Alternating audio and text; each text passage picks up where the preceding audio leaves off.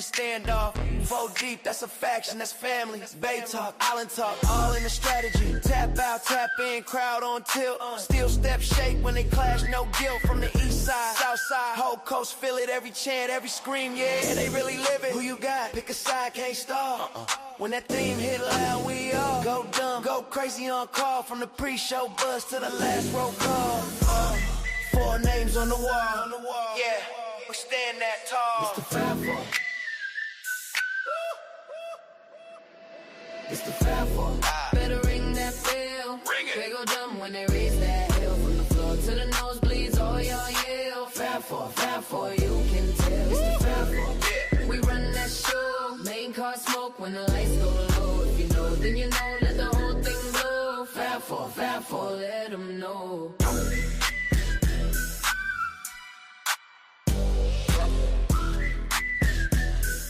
Fat for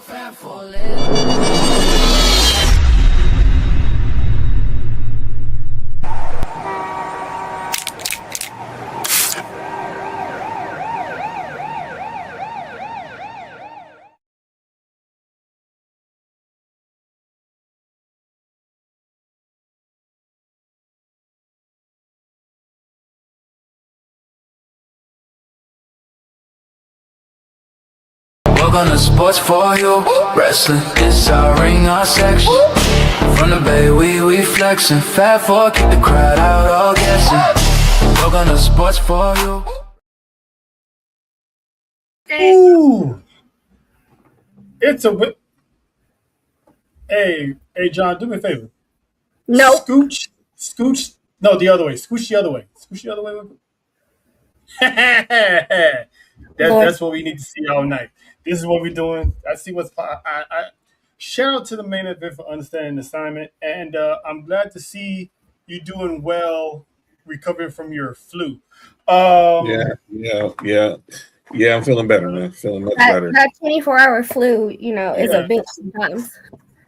Yeah, that hits you. It hits you. It really does. You owe me. Yeah, appreciate it, man. Dang, Blue. I guess there's the one time Blue did not work in my favor.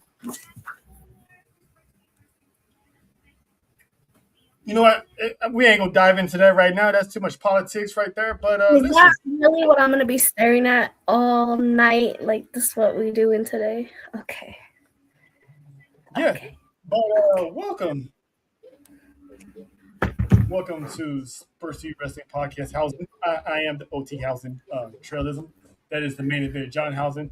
That is the shit talking non-Housen La Madrina Nessa. Which, by the way, shout out on the Mark Henry interview. That was dope. You know what I'm saying? But this isn't the only Housen we have on deck tonight, because making a rare appearance fresh off the island. I mean, this person is also very, very nice, but at times can be very evil. Just ask the honorary oops. One of the greatest authors we've known in the family, the one and only Miss Monty Housen. Hi, everybody. Hi. Yes. This is one of those times where I had to say to myself, procrastination is key. I am in very, very deep in a chapter, and I need a break. Hey, I feel that. I hear you. Ask the right person. You ask the right person to make you procrastinate. We are happy to be your distraction. Yeah, because I don't want to do this chapter right now because I've already been through the weeds with these characters. I need to get out the universe right now. Hey, Dalton! I just need to get out of here. So as soon as he said we're going to talk bloodline and we're going to talk about what happened with Kyrie, I was like, okay. Kyrie! Hey, listen. Hey. I was fortunate enough to have an all backstage pass on Friday night to watch the exclusive Friday Night SmackDown with a couple of good ladies from the island. And while we was watching said show, the internet was blowing up because people were getting their walking papers left and right, and we're just going through the list of people. Some we haven't yet to confirm, but it's what we call, Black Friday. But we get into that in a bit because we got some news and rumors, of course. News, rumors, and unfortunately, maybe some injuries here and there. Stephanie Vaquer, number one. She legit does have a shoulder injury. They don't know when she got that injury, but that explains the beatdown she got on Monday. So she's going to be out. Word on the street is she's going to be out for some time. Hopefully not a long time, but some time it is. So wish her the speedy recovery. But I also want to start off with a little condolence. I don't know if y'all remember, John Nessa, that was a flyer going around online in Vegas about that this tourists from UK. This broke my heart, dude. Those are one of those things where even though you don't know the person personally, it still hurts because it's kind of like, damn. Yeah. So what they're talking about is the guy Natty helped out with the search, passing out flyers online or whatever. That a guy who was a tourist from the UK was visiting WWE World, WWE for WrestleMania week and whatnot. He got lost. Like he didn't return to the group he was with, and they was looking for him since I think this was it that Saturday or that Sunday. He was last seen at Friday Night SmackDown. Yeah, he was last seen at SmackDown. He went to go see Natty at one of their book signings, and unfortunately, we found out today that he was found deceased. So they didn't say where, but he was found deceased in Vegas. So, oh God, oh that's terrible. So condolences to the friends and family of that guy. You hate to see it that you're going on a trip. Mark Ezak. We're gonna say his name, Mark Ezak from London. So it's like you go on a trip, it's supposed to be a fun trip, and then stuff like that happens. So it's very unfortunate. He was found, but not the way we wanted him to be found. But oh gosh, this is scary though.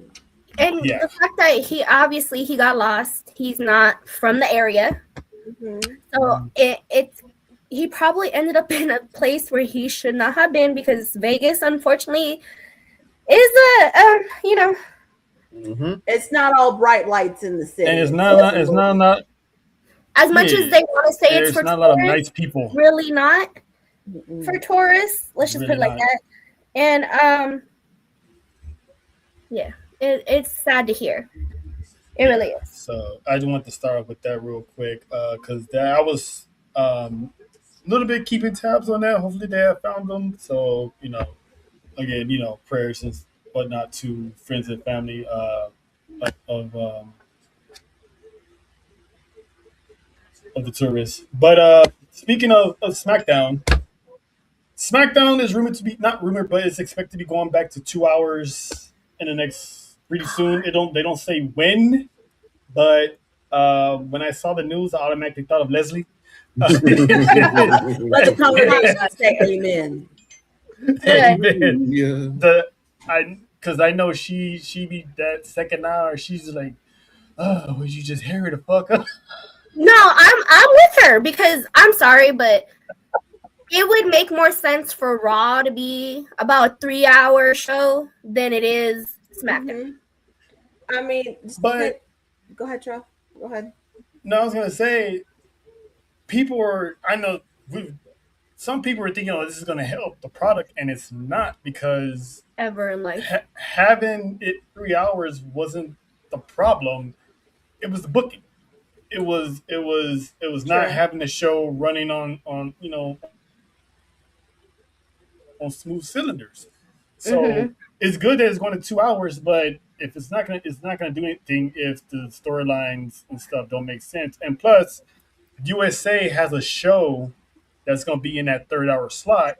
Shout out to Braun Strowman. Yeah. His show got renewed for another season, so that's probably gonna be taking that spot following SmackDown. So, what did you think about the move back to 2 hours, Money? You about to say something? No, honestly, I'm gonna say this right now. By the time you get to that middle of that 2nd hour, you're ready for the show to be over and done with. It's not like Raw. Raw, you would expect it to be 3 hours because Raw has the bigger roster, but also Raw has Roman in there. You see Roman at the top of the show, you see Roman at the end of the show.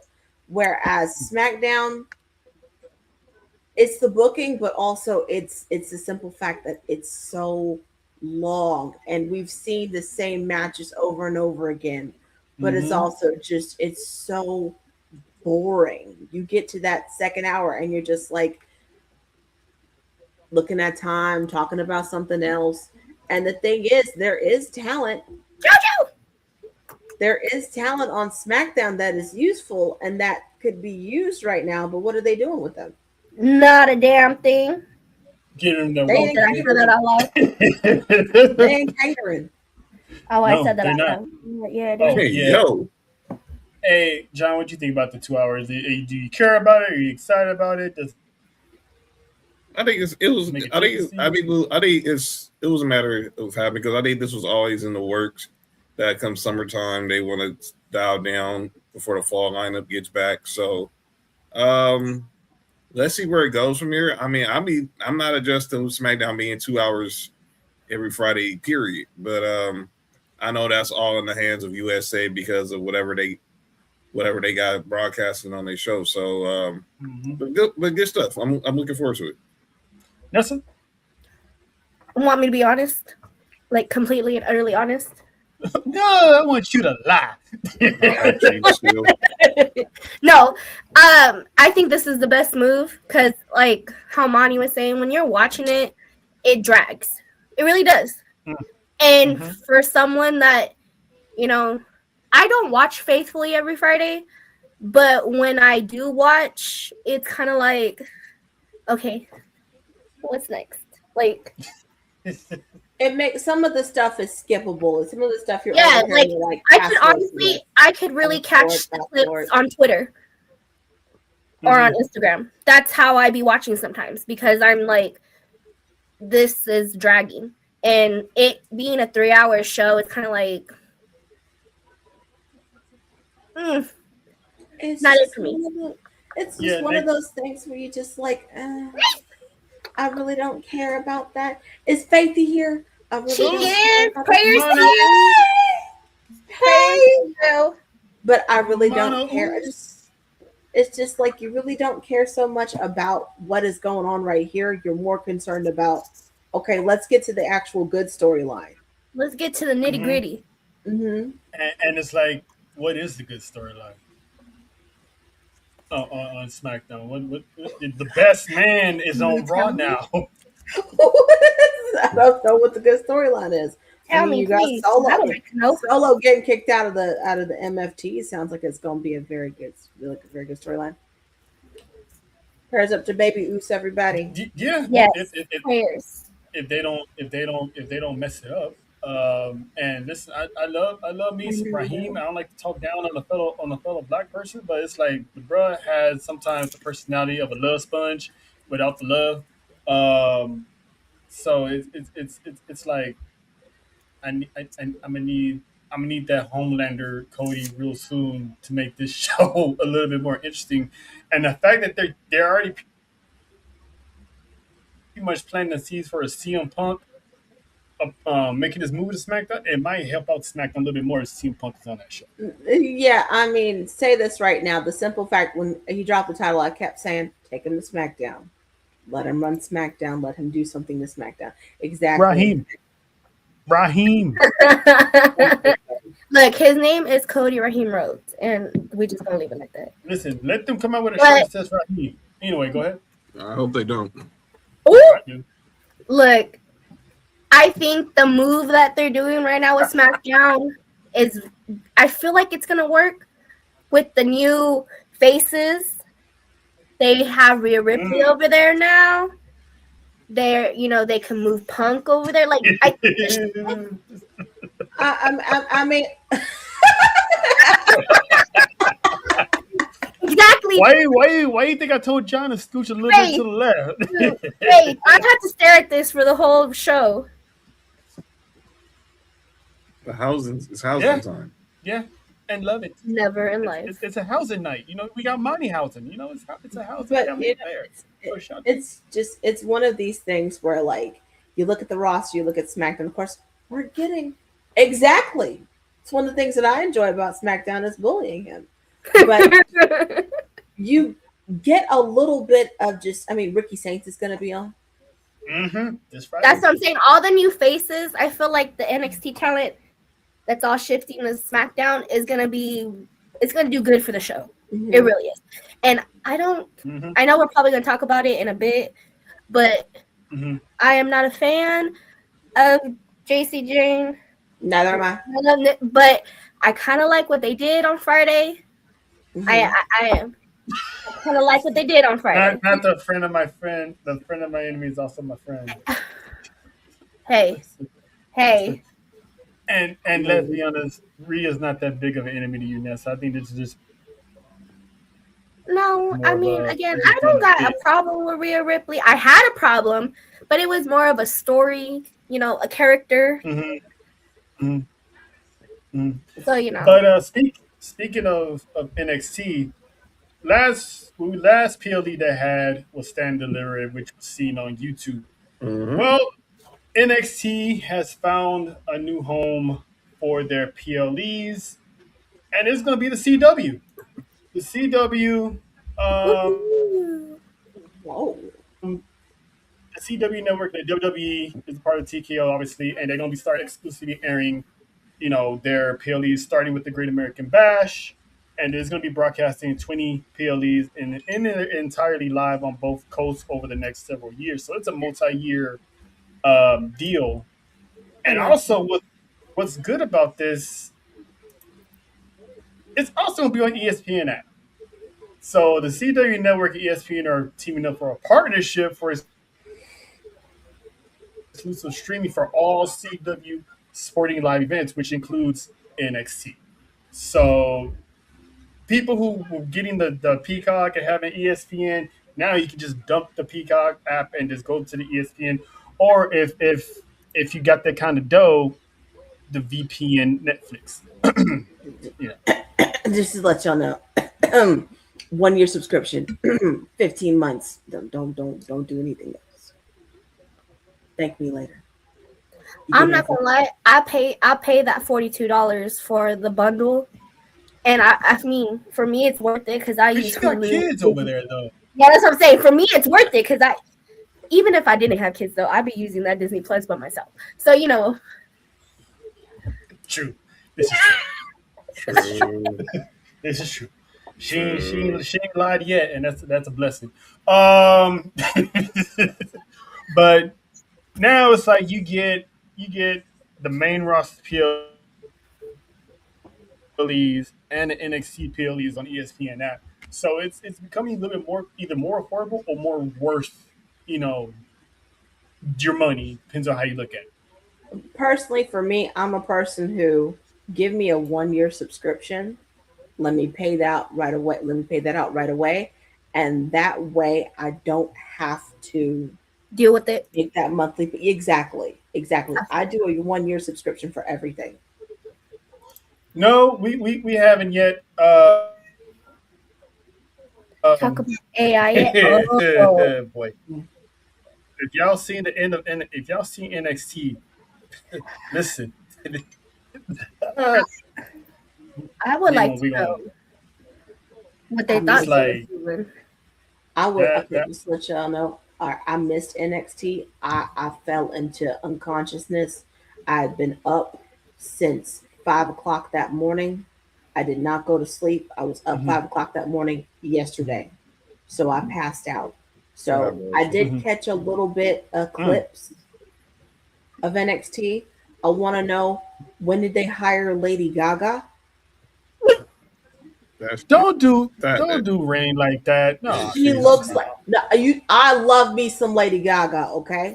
Someone called her a female version of Ozzy Osbourne, and I was here for it. But she looks like Stephanie Joanne Germanotta. That's to tell you how much I love Lady Gaga. Her uncle is a legendary band member, so I forgot what band it is. Is a legend. Iron Maiden. Oh, there you go. Yes, her uncle's an Iron. Mm-hmm. If I'm not mistaken, John, was he like the drummer or something, or the guitarist? I can give you the full detail. Yeah, bitch. Her uncle was in the group Iron Maiden, and that's why they call her the Maiden of the Mat or something. I saw a sign last night. Bonnie, I don't know if you've seen the clips of her match, but her finisher is fire. I saw it and I was like, holy cow. I was like, I saw it and I told Leslie, I said, I'm already singing Judas right now. But, you know, she looks like Lady Gaga. And I'm like, I love this. She's gorgeous. Like, I want to see more of her. She's the niece she's the niece of the original drummer of Iron Maiden, Clive Bohr. There you go. Mm-hmm. There you go. Yeah, her finisher was fire. Iron Maiden is actually up for the Rock and Roll Hall of Fame this year. And it's crazy that every time they have an NXT debut or someone they really, really need to get over, they send in Nikita Lyons. But anyway, we'll discuss that. I'll discuss that because I got a lot of thoughts on. Is it just me that Nikita Lyons lose a lot of her ass? She did. She that happens when you tone up more and you start losing all the body fat and all that stuff. Sometimes that kind of goes. Yes and no. I have opinions on this. I have opinions on Nikita Lyons, but we'll get to it when we get to talking about the roster cuts. Because I feel something. Oh yeah. Somebody Kinsey had some strong thoughts about Nikita Lyons. But anyway, talk about that. First, hey John, remember that theory I was telling you about Brock? Yes, go ahead. I love her. We're not doing it. See, y'all gonna make me really. I'm gonna go off on y'all the same way I went off on Kinsey because I think I'm gonna say my thoughts, but people ain't gonna like what I gotta say. I'm gonna tell you that right now. People ain't gonna like what I gotta say. I really don't care. John Housen is gonna curse somebody today, isn't he? I'm just saying, be nice because that's Moneyhausen. We love Moneyhausen. I love Moneyhausen. I'm saying right now, people ain't not gonna like when we have this discussion. So here's the theory I was telling you about, John. So WrestleMania Night 2, it kicked off with Obafemi, and Brock Lesnar. Brock Lesnar lost, put his boots on the mat, put his gloves on the mat, and pretty much announcing in a way that he's retired. Mm-hmm. So there's a story that I don't know if this is made up just to buy them some time, or there's some truth to it, but supposedly that this whole retirement that he did, it might be an angle. And this is coming also because Paul Heyman, TMZ chased down Paul Heyman in Vegas, and he's saying he's swearing up and down Brock Lesnar is retired. But I'm like, but here's the kicker though. Remember when Paul Heyman said change Brock Lesnar's image to from here now, there now, forever together to forever. Mm-hmm. They did it for that Friday. That Monday, they switched it back to where it originally was. His face is not part of the forever section of.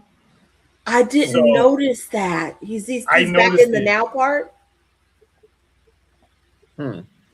Yeah.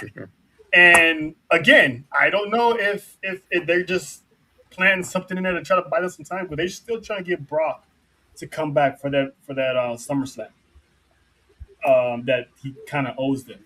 They want that Gunther match. Okay, so is this going back to how we figured it would be, where Brock wasn't gonna lose at Mania, and we're gonna they were gonna continue on to SummerSlam?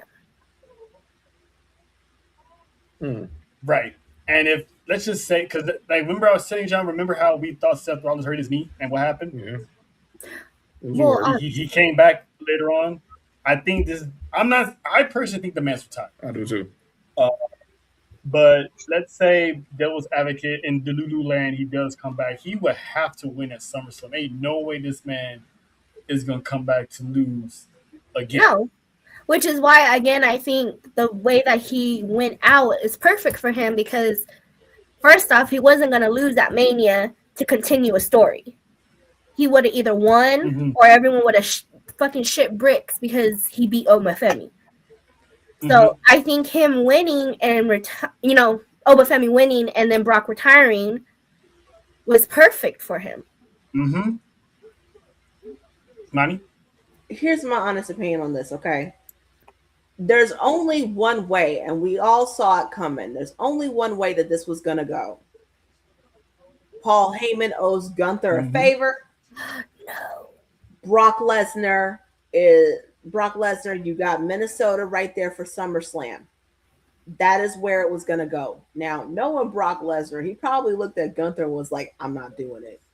Right. No. Exactly. I'm not doing it. But you can see where the direction was going. I think I had said it during Rumble, and I was just joking around when I said it. I said, okay, Gunther, you did what you got to do. Okay, now I want you to go find that dude from Saskatchewan, smell like raccoon meat, go get him. Because I wanted them to hold off on Over. Because I was afraid that they were going to do what they always do when it comes to Brock Lesnar. Put Over in the ring with Brock Lesnar, have Brock Lesnar squash another black man. I did not want to see it. So the call that was made at WrestleMania, I feel like that was Brock going, nah, double middle finger, F that, I'm leaving.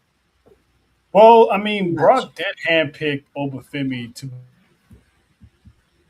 be a successor, so I think he was pretty much hell-bent on putting him over regardless. And also, Gunther is rumored to be one of Roman Reigns' opponents for the World Heavyweight Championships. I don't know what time of the year that's going to happen when it does happen. So if I'm thinking the favor that Paul Heyman is going to owe him is a title match with Roman.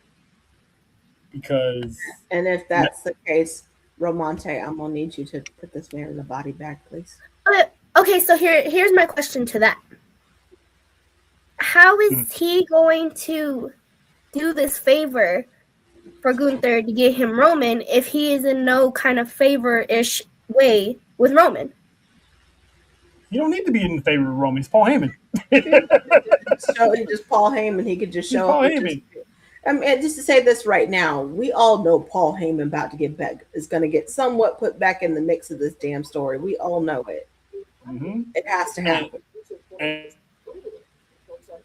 And no disrespect to the community, but Jewish people have all the power. They have a lot of power. So Paul Heyman definitely got struck. He can get you any match you want, anytime, any place. Like, you just force it out of him, he'll do what he can. Nessa, Monica, Monroe. The choice of words you're using at the moment, my mind is not. You cannot talk to me about choice of words, madam. My mind is not. I mean, if we were to really think about it, all Gunther just as we know, if we were to really sit down and plot it and think about it, all Gunther has to do is just jack Paul up. Yep.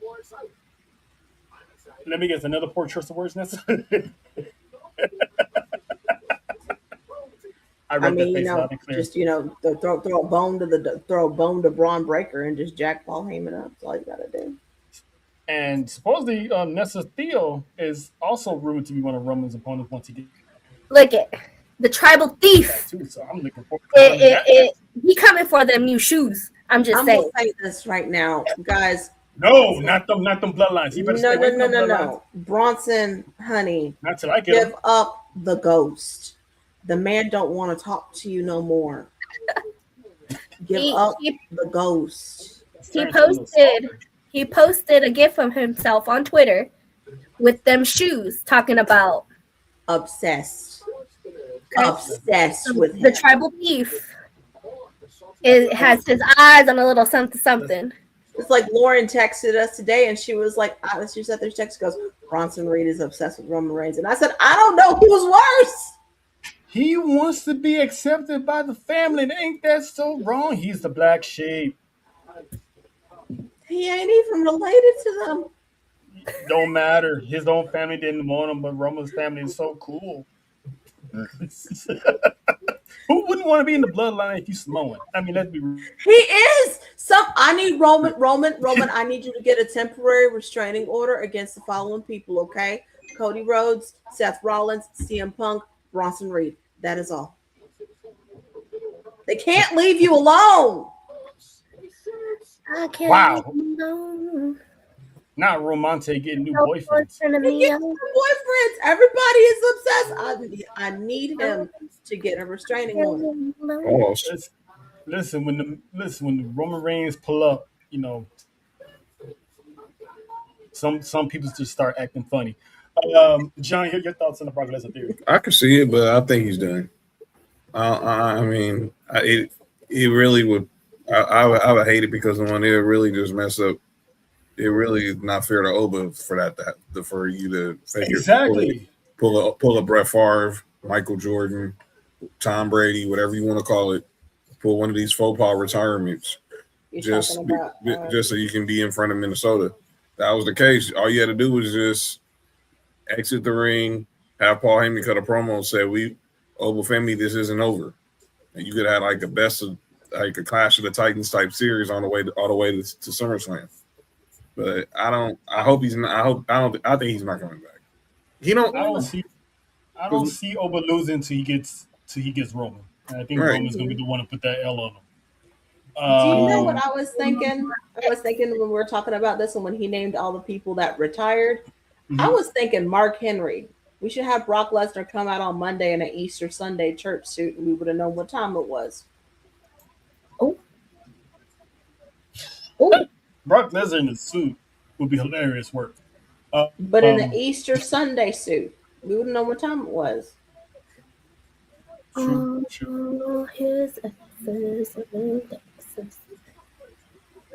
Look at little Nessa having a squirrel moment. God love it. But we all agree that Brock Lesnar's pretty much done.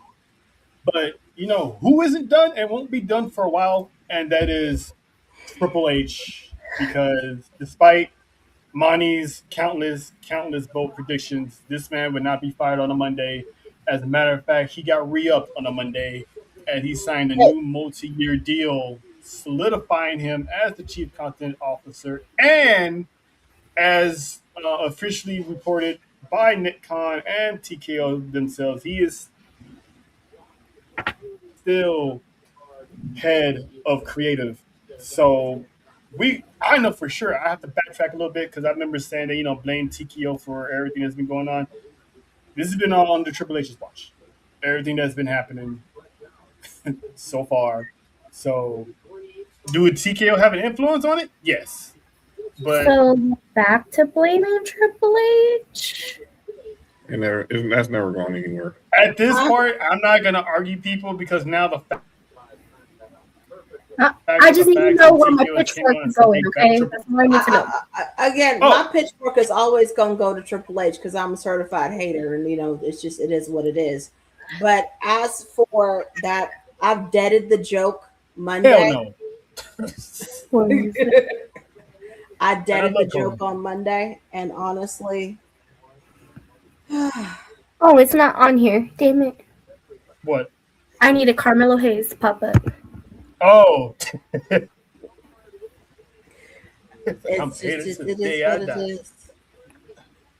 is what it is. Yeah.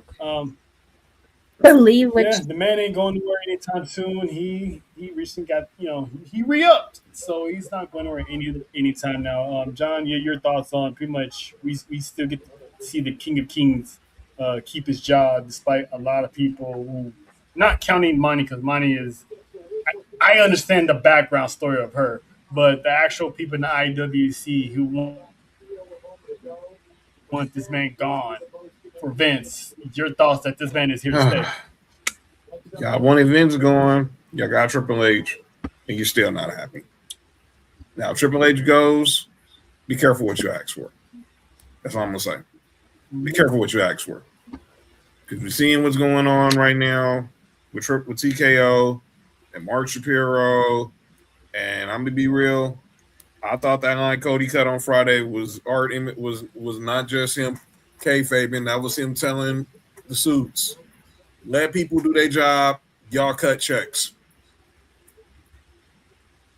Yeah, and let people do their job also means let these wrestlers cut their own promos, because that AI promo with Zarya and Sol Ruka. First of all, that didn't even clearly look like Sol Ruka to begin with.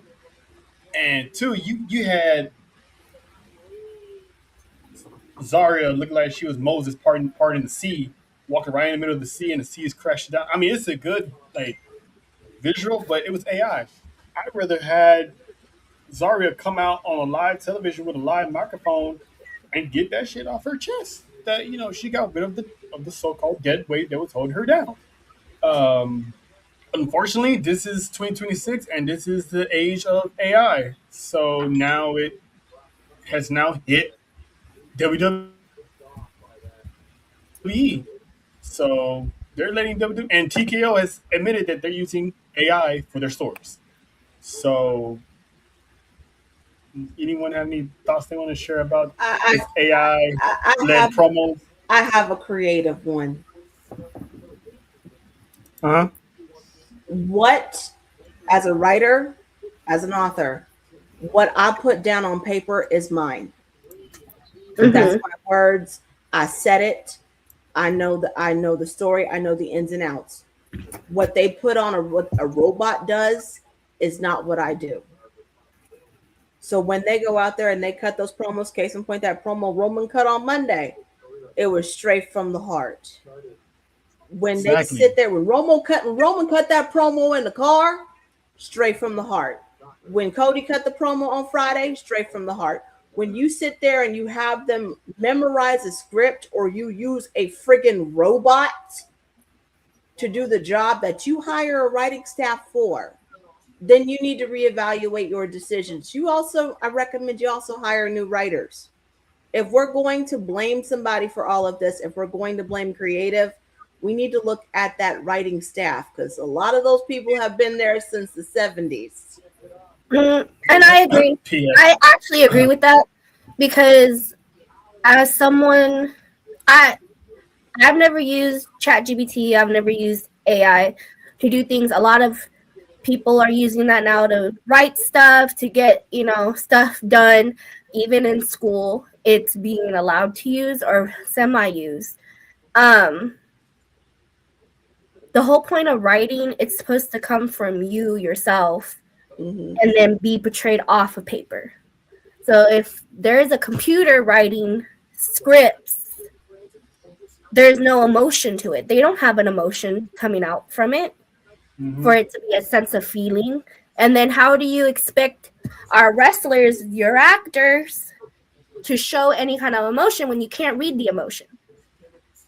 The problem mm-hmm. with AI is this.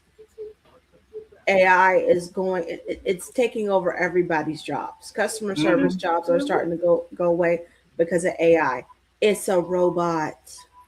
They're getting lazy with this. When I talk to a person, I'm talking to them one-on-one like I'm talking to you all right now. While we may be in different cities and different states, we're all having a conversation. Mm-hmm. When I write something, it's coming, I'm pouring my heart and my soul into it. When you mm-hmm. use a robot to do this, it comes off as cheating. Mm-hmm. It is. And laziness. It makes you feel cheap. It's not something that anybody really wants to have interest in. It's just like when they came up with that one name for Shayna Baszler and everybody, and they called them Pure Fusion Collective. I took a look at it and I'm like, what in the chat GPT is this? That was the name of a water. Literally. I kept saying to myself, this is an energy drink. Like, what are we doing? That's a fancy water bottle. Y'all fed this into freaking chat GPT or whatever the AI stuff is out there. What did y'all do? Like, what is this going on here? I don't understand it. And then I heard that they were using AI to fight wrestling. And I was like, what are y'all doing? Mm-hmm. Mm-hmm. And it's crazy because the build up to that last women's standing match, all their promos were cut from the heart. Like, you can feel Zarya's mm-hmm. point of view. You can feel Sol Ruka's point of view. And to have them to do that as Zarya's final eulogy, if you will, the Soruka, it made no sense because listen, I've used AI. The only time I use AI I liked the visual. I liked the visuals. I'll give AI that. They do good visuals. But when it comes to actual like speaking, talking, things like that, I think that needs to come from an actual human being. Mm-hmm. Because even with that, the whole all of AI is just video editing, right? Mm-hmm. So they did a video edit promo for her, which they could have made Soruka look more like Soruka, but that is what it is. That was This is like a fucking their avatar. part, but I think the visuals itself was good. It's just the lack of, again, for me, lack of emotion is always going to be, why are you having them? And like what Monty said, if AI is going to be doing the writing, why do you have writers? You don't, and in reality, you don't need a whole room of writers if you're going to use AI. Only one person needs to use AI. I don't think it's going to be something that you see a lot often. I don't think they're going to be. I have a hard time believing that they're just going to cut up. They're going to let writers for AI. This is a new. Unfortunately, this is like a new WWE. AI is taking over. They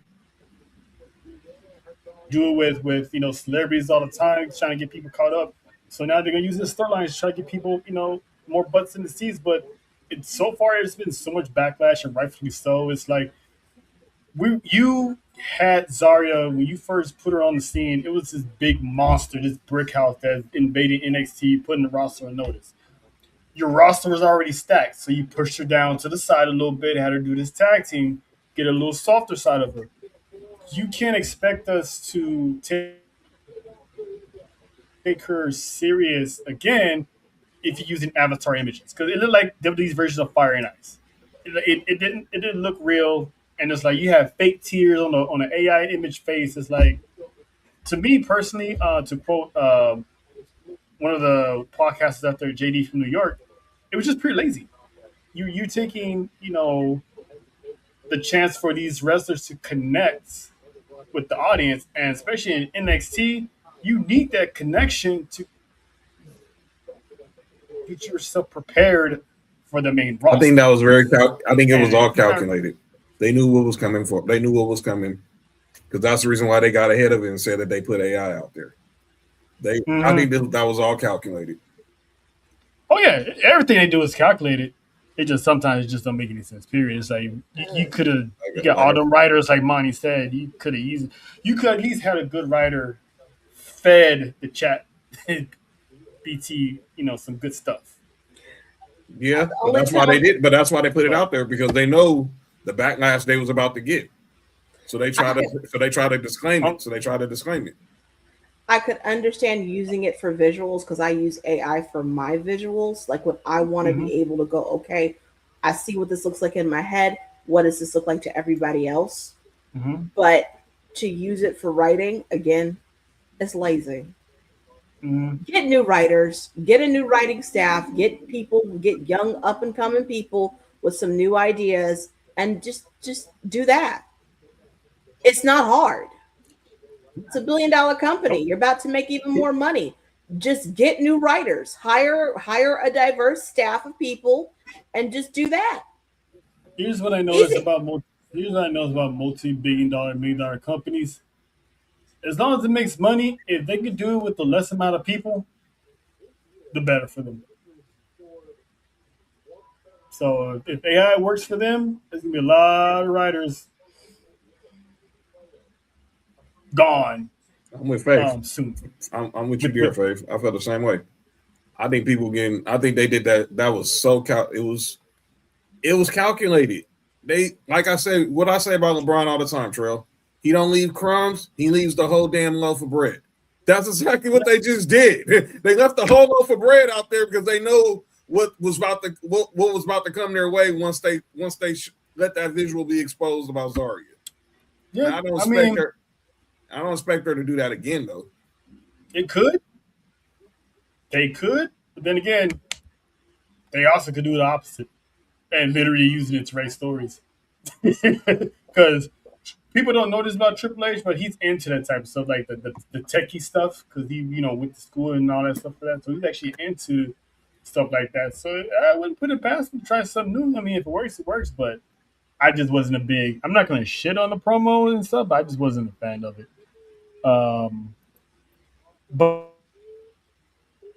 But it's time to address what happened on Friday, as what we like to call Black Friday. Lord, here we go. Now I'm gonna save the elephant in the room for last because there's some stuff I kind of did some research on why she was gone. So I want to get everyone's opinions on that afterwards. But the Y6, let's just start with them because it's obvious one. Are we surprised? No. Because I'm not. Not at all.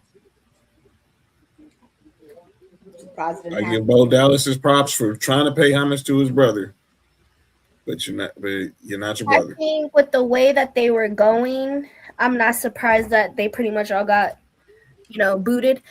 Mm-hmm. It's sad though because they could have did so much with them, and they just didn't. I'll say this, and I'm pretty sure John would agree. The Y6 as a whole served its purpose, and a little bit of me feels like they kind of overstayed the welcome a little bit. Like it should have been done before, because I said this multiple times. Without Bray Wyatt actually there to guide this, Bo Dallas was only doing his best to live out what was ever in his journal, his notepad, every idea he had. He doesn't have that same creative juice as his older brother. So I know that this whole team was like DOA on Dead on Arrival the moment they got there. I'm just surprised that lasts that long. But I would say this though, out of all of them here, I think Dexter Lumis and Joe Gacy could have stayed. I think they could have used those two for the tag team division since they got rid of a couple tag teams as is.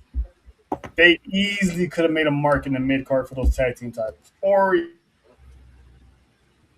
could have separated them because Dexter Lumis, that dude's an athlete. That dude is shredded. He got the look. He got the build. They could have really used those two, in my opinion. Monty, what are your thoughts on the Y6? Would you book them differently? Would you kept anybody? Honestly, I think after the feud with Killer Cross, and with Scarlett and everything, I think that it was time for them to go. There was really nothing left for them to do. They weren't gonna put Bo Dallas in a title feud. They weren't gonna do that. They weren't gonna put Nikki Cross in a title feud. They weren't gonna do that either. The least they did was they gave him the tag titles. The whole feud with Solo was great, was a good revival for it. Mm-hmm. But after that, it was kind of just like, what y'all still doing here? Yeah. Okay, we doing this now? All right. So I wish all of them nothing but the best, but it's time. I agree. That's all. Yeah. I feel like they could have did so much more with Nikki. But Bo Dallas himself, it was kind of played out. And then what other character would he have been after this? Like it kind of just. Mm-hmm. Yeah, because he was only brought back just for the Uncle Howdy to finish Uncle Howdy. So. And if you think about it, when Bray Wyatt's alive, Uncle Howdy moved, talk, and act different from when Bray Wyatt was alive to after Bray Wyatt passed. Mm-hmm. Like they wasn't the same Uncle Howdys. Same guy, but they moved different. So it lost. Unfortunately, it had lost his flavor. Apollo Crews, not surprised. That's the second time actually he's been fired.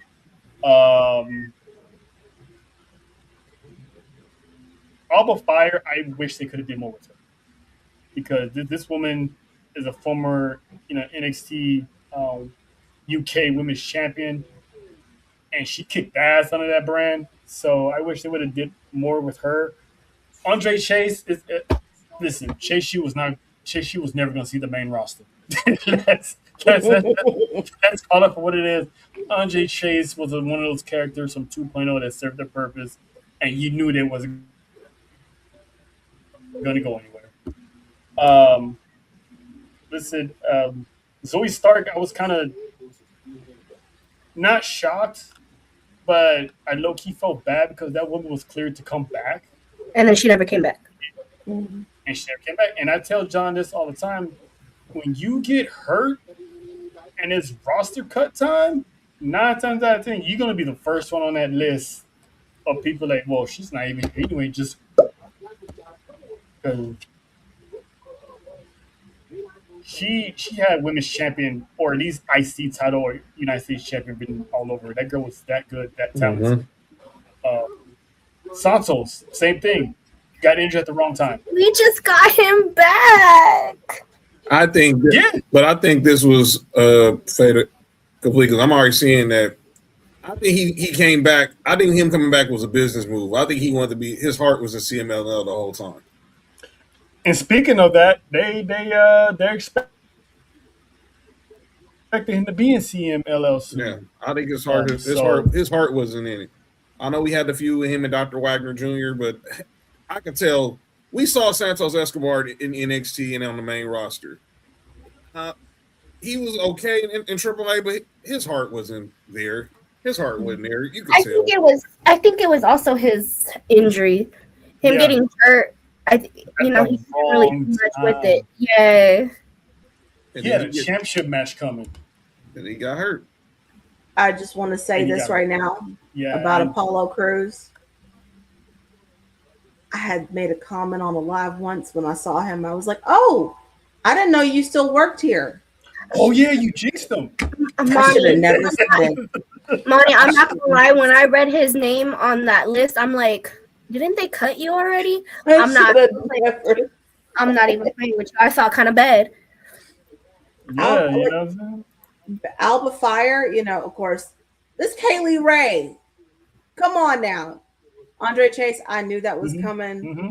As for Zoe Stark, I mean, to say this right now, the simple fact that she got injured, it should have been a warning sign and how far and how long it was going to take for her to recover from that injury. Mm-hmm. But also, just so if you guys notice it, a lot of times they cut people who are injury prone. Mm-hmm. That was her second knee injury. Mm-hmm. Yeah, and most devastating one at that. The one now we get into the ones that I had questions. Aleister Black, Zelina Vega. Aleister Black literally got released a year after he came back. Mm-hmm. Pretty much. A year after he came back. He returned that Friday Night SmackDown after WrestleMania.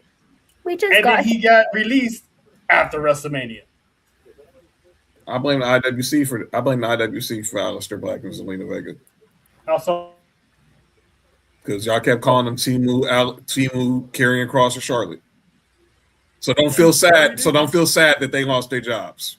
I completely agree with John. That is where y'all made the mistake. Because honestly, I was looking forward to seeing them together. I was looking forward to seeing them do House of Black and WWE with those two as the heads of it. And instead now they're gone. Thank you, IWC. Yeah. And for Pete to piggyback what John said about people calling him, the bootleg Timu Karrion Kross, there goes to show that they only watch WWE because he was doing that in AEW as Malachi Black. His promos, he was doing that already. But he's always this dark character too. That's why it's not just him in AEW. Even before he left, he was always this dark character. Since day one. This is the NXT Black and Gold. This is not. This not nothing new. It never changed. His history. This shouldn't be a surprise. Everyone was him as Tommy End. If you didn't see him as Tommy End, you don't know what you're doing. Talk about it.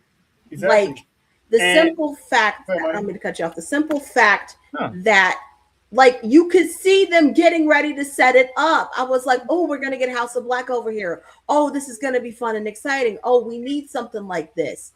And the fact that you guys trashed it every single time, Mm-hmm. done. And by the way, I'm very disappointed because y'all are the reason why I will never be able to sing Root of All Evil at the top of my lungs during the lives anymore. Oh, she did, and she, word for word, she had that track down to a T. Soiled it for me. And it's like I was saying, he was doing this for years, so it's like if they're listening to these fans and listening to the pushback, so yeah, I'm with John. I blame the IWC for this because I was so happy that he finally get to work with his wife, and I was so Zelina, happy of the progression of Zelina Vega as a character I was about to say with Zelina him. did that character push because she wasn't really doing much before either, and she was able to do a lot more now. And I still feel like they could have done some stuff, can continue more with her, Mhm. but we'll never know now. And it's crazy because ain't no telling how many of all the years they've been married and dating, ain't no telling how many times they've gone over. Hey, if we ever work together, this is what we would do. This is what we would do. This we would do that. Ain't no telling how many ideas they had in when they're laying in bed just talking about wrestling and what they could do together, and the fact they finally had the chance to do so.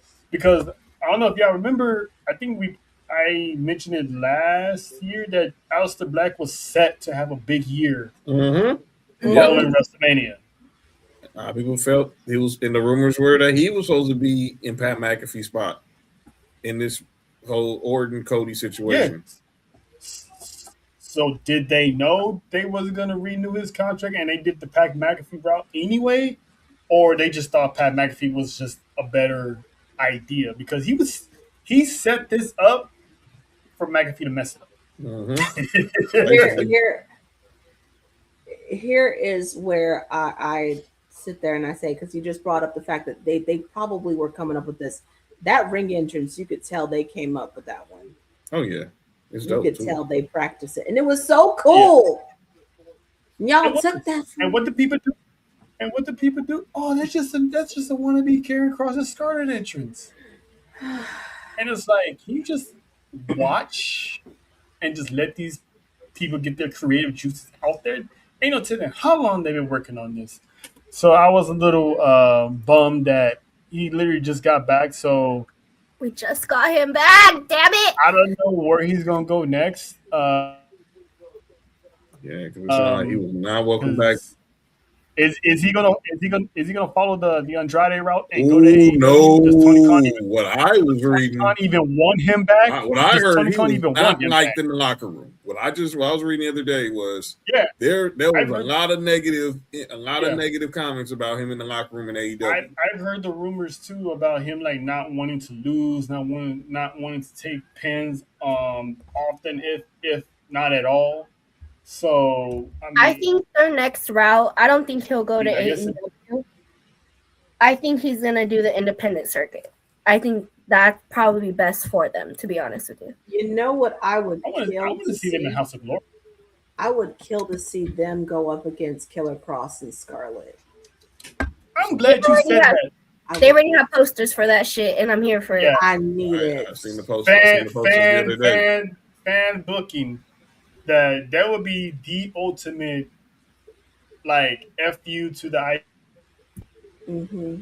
IWC who pretty much tried to compare them to, just to put them two together in the ring because the magic those guys would make and girls, because Scarlett can still She can go. go for real. So Mm-hmm. and Zelina, when she get the handcuffs off, that woman could go. If you don't believe me, go back to the old days of TNA. Mm-hmm. Shout out to That LAX. girl, Mm-hmm. that girl can really, she can really fly. Or like New Japan.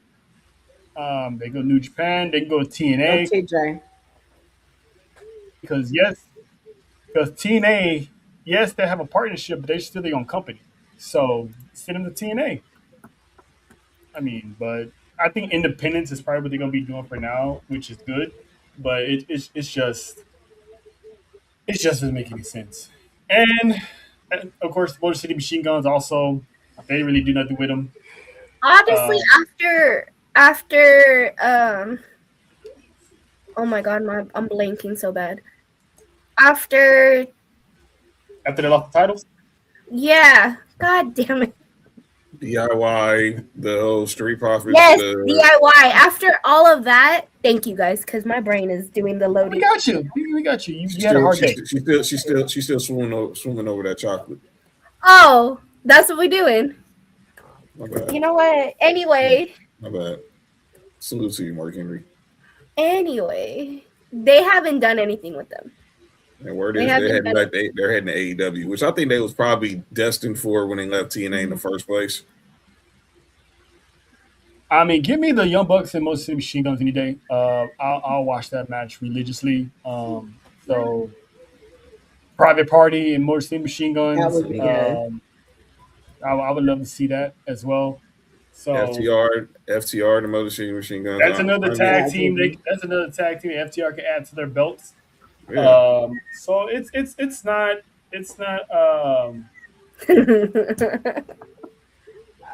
I'm gonna say this right now. I love you, Faith. I love you with all my heart. Black Snow. Black Snow. Look at Black Snow, big down, Austin Creed.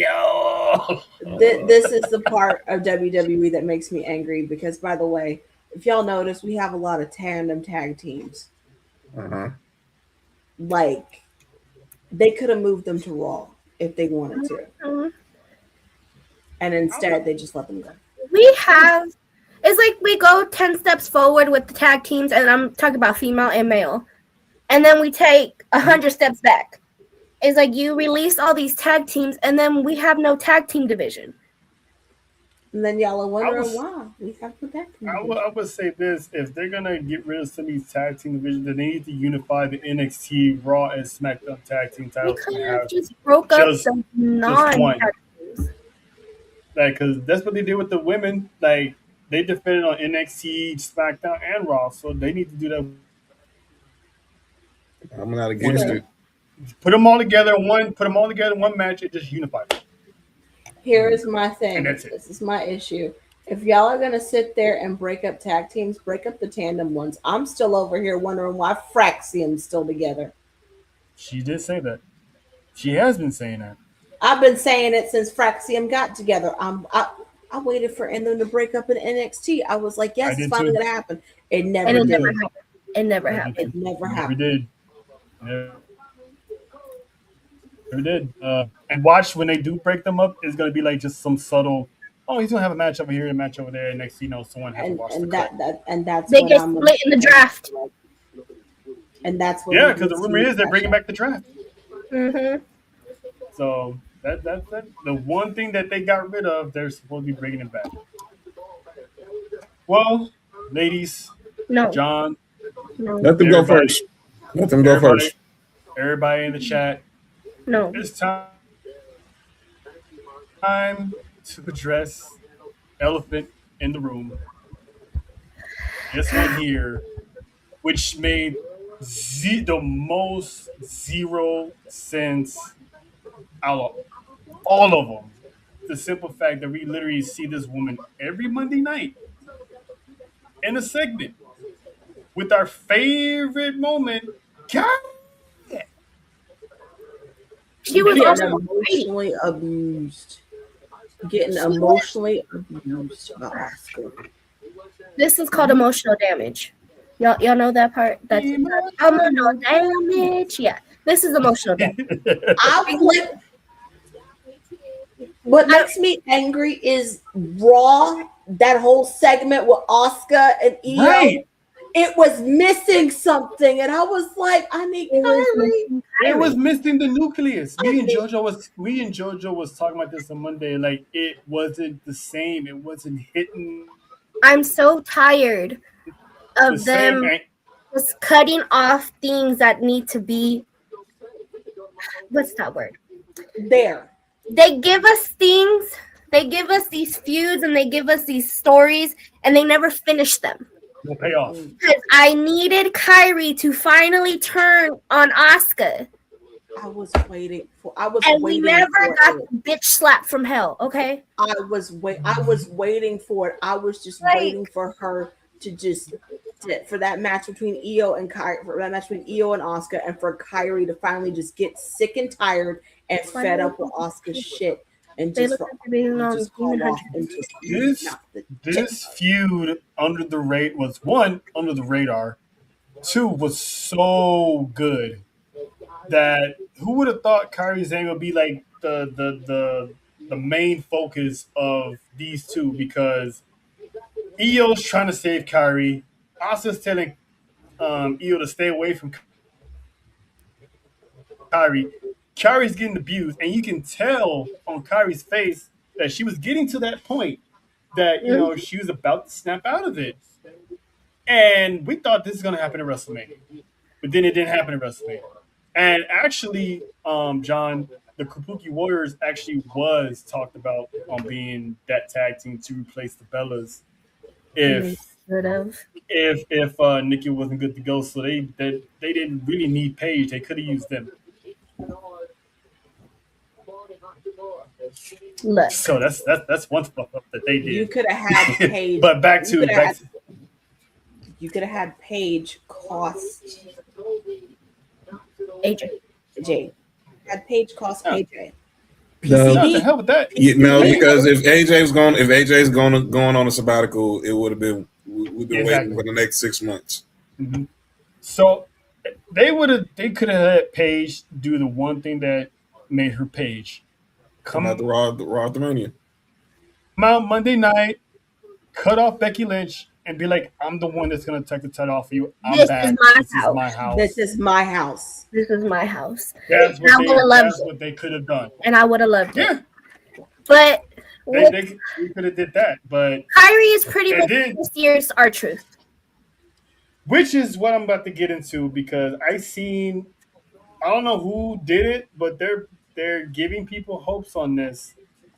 When I don't like hope givers. And when it was announced, when the fans got whiffed that it was gonna be Rock and Roman, they cried out for Cody. And what happened? They gave him Cody. We got the Avengers angle at WrestleMania 40, right? R-Truth didn't get renewed. Mm-hmm. Everybody cried out for Truth, and what happened? Before me, John, and Nessa's eyes, R-Truth came back. Yep. So everyone's hoping that with all the online petitions out there and the hashtag We Want Kyrie, that this is just another ploy by WWE, and we're gonna see Kyrie Sane pull up in the middle of this match or the middle of this feud to finally give us what we want. Which I'm not gonna hold my breath, because I don't trust WWE to really. They say they don't listen to fans, and then when you really want them to listen, they don't. Because she was on her way. She's already back in Japan already. And from what I read, one of the reasons, someone get TJ out of my reasons, she was like, what TJ do now? Face beans. They served undercooked spaghetti beans and pause. Huh? Wiener sauce instead of the 5-star. TJ, sir, you have been gulagged. So you've been out the gulags for a minute. You about to go back in there on Friday. Apologize. Nasty. Here's my theory on this, because supposedly Kairi Sane had hinted or indicated, I don't know to who, that she was planning on moving back to Japan. And WWE's like, oh, well, let me help you out. Responded online, and I'm paraphrasing, she said she didn't walk away from anything. So basically, she didn't walk away from a contract renegotiation or anything like that. So as of Monday, she was already traveling back to Japan. So it's like, if this is true, that is the biggest petty move by WWE, because she wants to go back to Japan. So you cut her off in mid feud And there's no word on when she was planning on moving back to Japan in the first place. So, John, what do you make of this this whole Kairi Sane situation? Because as of right now, she's no longer in the United States. It's sad. Should have got the payoff. And if that was the case, you could have did it even. You could have used the creative juices to use the storyline to send Kairi back to Japan. If that was the case. Like a little beatdown or miss the eyes or something, and she Or finally got EO. over on Asuka, and Asuka's like put her And EO. like to the gulags. And EO tells her, and she tells EO, it's time for me to go. And she heads back to Japan forever. I didn't like it. I hated it. It was out of all the ones, it was the most unnecessary. I believe there's still.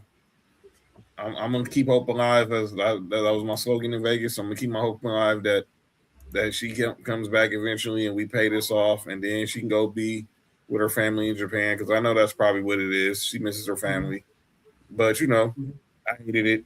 And like I said, we saw Asuka come out. It did miss that sauce, that little sprinkling, a little seasoning. But the match is gonna cook next week. I know it's gonna be anticlimactic without Kairi, but they just got to find EO and Asuka just got to be professional about it and find ways to keep us invested, because we know you're going to put a fire match, but keep the emotional investment there, where we just want to be like, all right, instead of having all right, get this over with so we can move on now. Yeah, and I don't know if you guys noticed, but Asuka looked kind of off on Monday. Like she was just going through the motions of that. She probably was. Promo. You just tell when she was just standing on EO. She was just like, yeah, I'm here.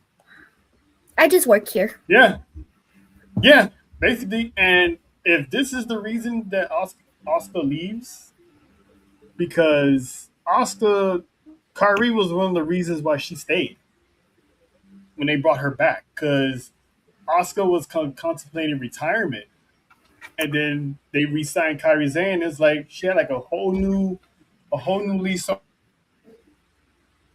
on life. Is like, you know what? Let me stay after all. So ain't no telling what's gonna happen at the end of Asuka's deal. Because my heart does go out to EO and Asuka, because they're sisters. They go way back. Mm-hmm. So it's because it's kind of like the true situation, but it's not like the true situation, because with R-Truth, not that many people cared about R-Truth until they saw the pretty much notification that he got released. Then all of a sudden, no, bring R-Truth back. Kairi, she was on TV every single week. Yes. What angers me about this is that Asuka was delivering story with her, Kairi, and EO. She was explaining it to everybody why this was so important. There was one episode where they had closed the show and we were all invested, like, oh my gosh, this is so exciting. I want to see what happens next. I mean, we all do the Kairi yell. Kairi? Because it'd be like, Kairi! Out of nowhere, just Kairi! And I was like, what's going on? But no, it angers me to that point, because Monday they were chanting, we want Kairi. Mm-hmm. And then WWE tried to drown out the chants. Make them louder. Make them louder. Because that this is one of those, we don't care about this person. We just randomly saw this name. We want to cry out. No, we was invested in that whole Damage Control, Kabuki Warriors storyline. Because now with Kairi being in the middle of it, because the moment Asuka turned on EO, Kairi has been in the middle, like undecided the entire time. Mm-hmm. Like you can see it in her face, like, help me, help you, stay away. I don't want to hurt you. Type of deal. To anybody going to the show, to the Raw show next week, or even to the SmackDown show, chant it, make it louder. Make sure they hear you. Kairi. I know someone who lives a few hours away from Tampa, and Backlash is gonna be in Tampa. Hey JoJo, I need you to get some signs, yell out, "We want Kyrie," because that usually me and John, I'm like, okay, you guys are overreacting, you guys didn't really care, but this is one of those times that we actually agree and we let the fans have at it because there was no reason why that would. We want She got Kyrie. her walking papers. It's honestly hijack the show. That's the only way they're going to listen. Hijack it. Thank you. What Money House said. So from the roster cuts to the NXT debuts. Oh, real quick. Yeah. A certain one we was talking about earlier. Is this does this translate into what we're about to discuss, or can I say what I gotta say now about it? Which blonde? Kita. Oh no! If you're still in the roster cut situation, go ahead. Okay. Because I'm gonna say this, and this ain't gonna be popular, but let me say this: I'm not finna come out here and look like a Nikita Lyons defender or fanboy, but I think she's getting targeted by the IWC because of the fact that she's still on the roster. She's now became the poster girl for people getting released. Why has she still got a job? She didn't ask for them to release Kyrie Sane. She didn't ask for them to release Alba Fire. She didn't ask for them to release Zoe Stark, who she was a tag team partner with in NXT.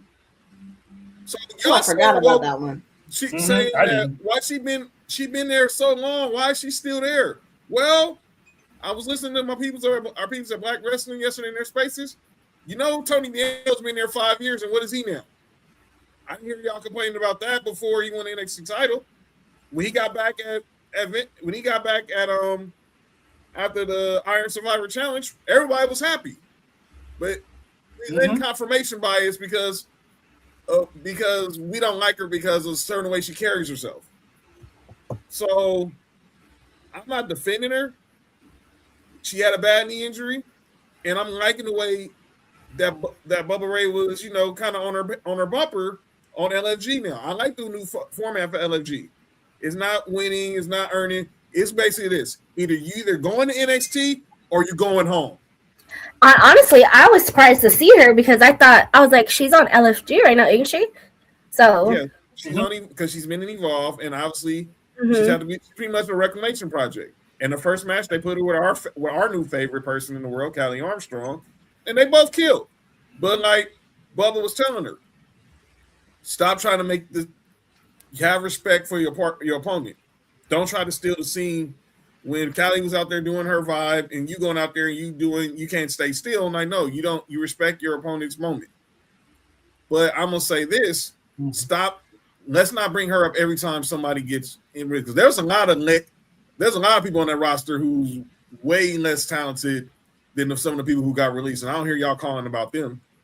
But I think we're targeting her because it's race appropriation. Has she improved at all? Is the question I ask. I say this: she has improved. She has improved. I think going down to Evolve had to humble her. Definitely, I will agree with that. She needed some humbling. It had to humble her because when she went down, and Matt Bloom, I don't know if y'all watched LFG, but I would watch it. I would recommend it. Matt Bloom said it. When she went down with that knee injury, a lot of the women stepped up. That's where we got That's where we got Jada Parker. That's how look at Lola Vice, current NXT Women's Champ. We saw Lola Vice and Nikita Lyons together at WrestleMania when me and Trell was at WrestleMania when he was out here. With Lola, I think I was always putting Lola in that category with Nikita because she wasn't good. She needed to get put down into AAA and do that time down there in order to be where she's at right now. And it helped her. It did. And to be honest with you, I'm glad that she's mixing her MMA background into her wrestling too. So vast improvement. Yeah, so like women just they stepped up and she probably got too caught up in the shuffle because maybe there is somebody. What up, Sloan? What up, there is probably someone in there who still believes that they can make something out of it. Yeah, that's what it is. Like, they got hopes of her. Yeah, but the thing is, look at all the women who stepped up. If you watch the first episode, That was how we found out Kendall Gray got called up to NXT. That was Callie Armstrong's pretty much her launching pad to NXT. So I'm not defending her, but I think we should stop using her as the poster girl because there's a lot of people on the main roster who is less talent than her that could be out of a job. But I don't promote unemployment. I'm gonna defend it a little bit to piggyback what you're saying. Why are we comparing main roster stars to someone that's still in developmental? Because she's been there 5 years, and they. I know, but she's in developmental. She's not on the main roster. I can see she's on the main roster sitting at catering and not doing nothing or not, getting the reaction of the crowd. I love Sloan. I love that man. My dog. I love that man. Down there at the. Hey, Sloan, my bad, dog. Damn, she did. She sold. And it's basically like yeah. I mean, Lola did it anyway. And like to say the finals. Listen, she threw some ass and she's champ now. Yeah, and she can knock you out though, but she threw some ass. You know what? And going down to AAA helped her a lot. A lot. Oh, definitely. Mystery Iguana, and she wasn't the one that needed home. She just wanted to go there to improve her craft. Who knew that her and Mr. Iguana would have been this ultimate they have in wrestling heaven? They do. They have amazing chemistry together. But I think what it was she was overutilizing her UFC background and not wanting to use an actual wrestling technique. And that's what AAA did for her. Since she was so small, they gave her that luchador background that she needed. Yes. Anything with La Hedra is a chef's kiss. Like, you see that chick has? I just want to say, her match, the underground match with Shayna Baszler, that made me a fan instantly. Mm-hmm. I was like, okay, we're here now. And then watching her chain wrestle with Kalani Jordan. With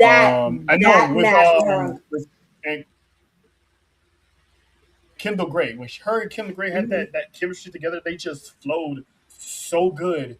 And it's like their styles could be any more opposite. One's MMA, one's amateur wrestling. So to see them go that smooth, no botches, no nothing, it's like Lola, me and John say this all the time, Lola stepped up her game times 10.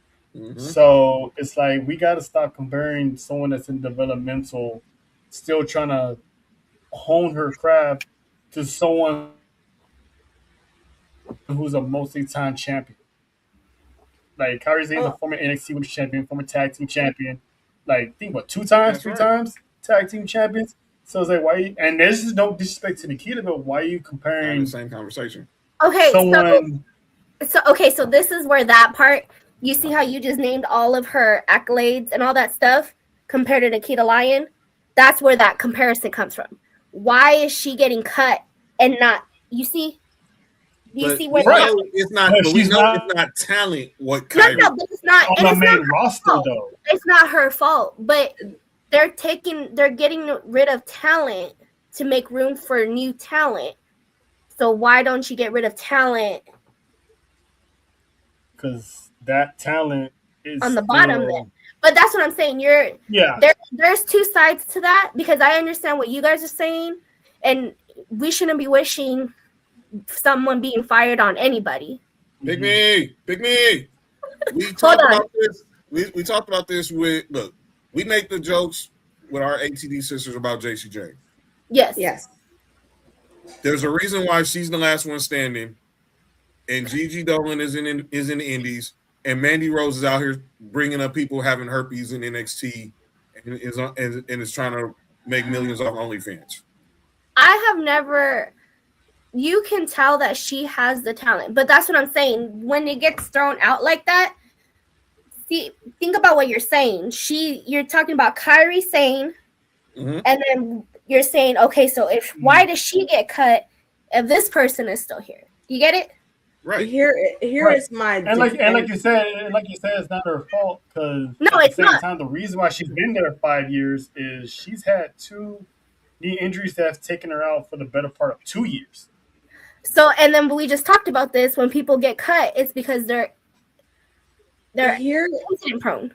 Here's my defense of this. And again, I see where you're coming from, Nessa, but here's my defense of this.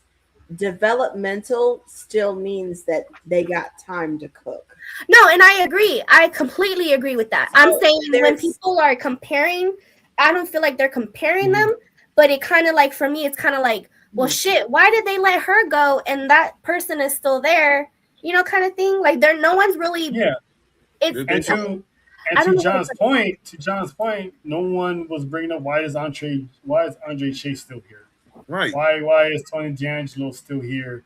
Why is they were holdovers from 2.02? Let's not get it twisted. And there's definitely more some bias here.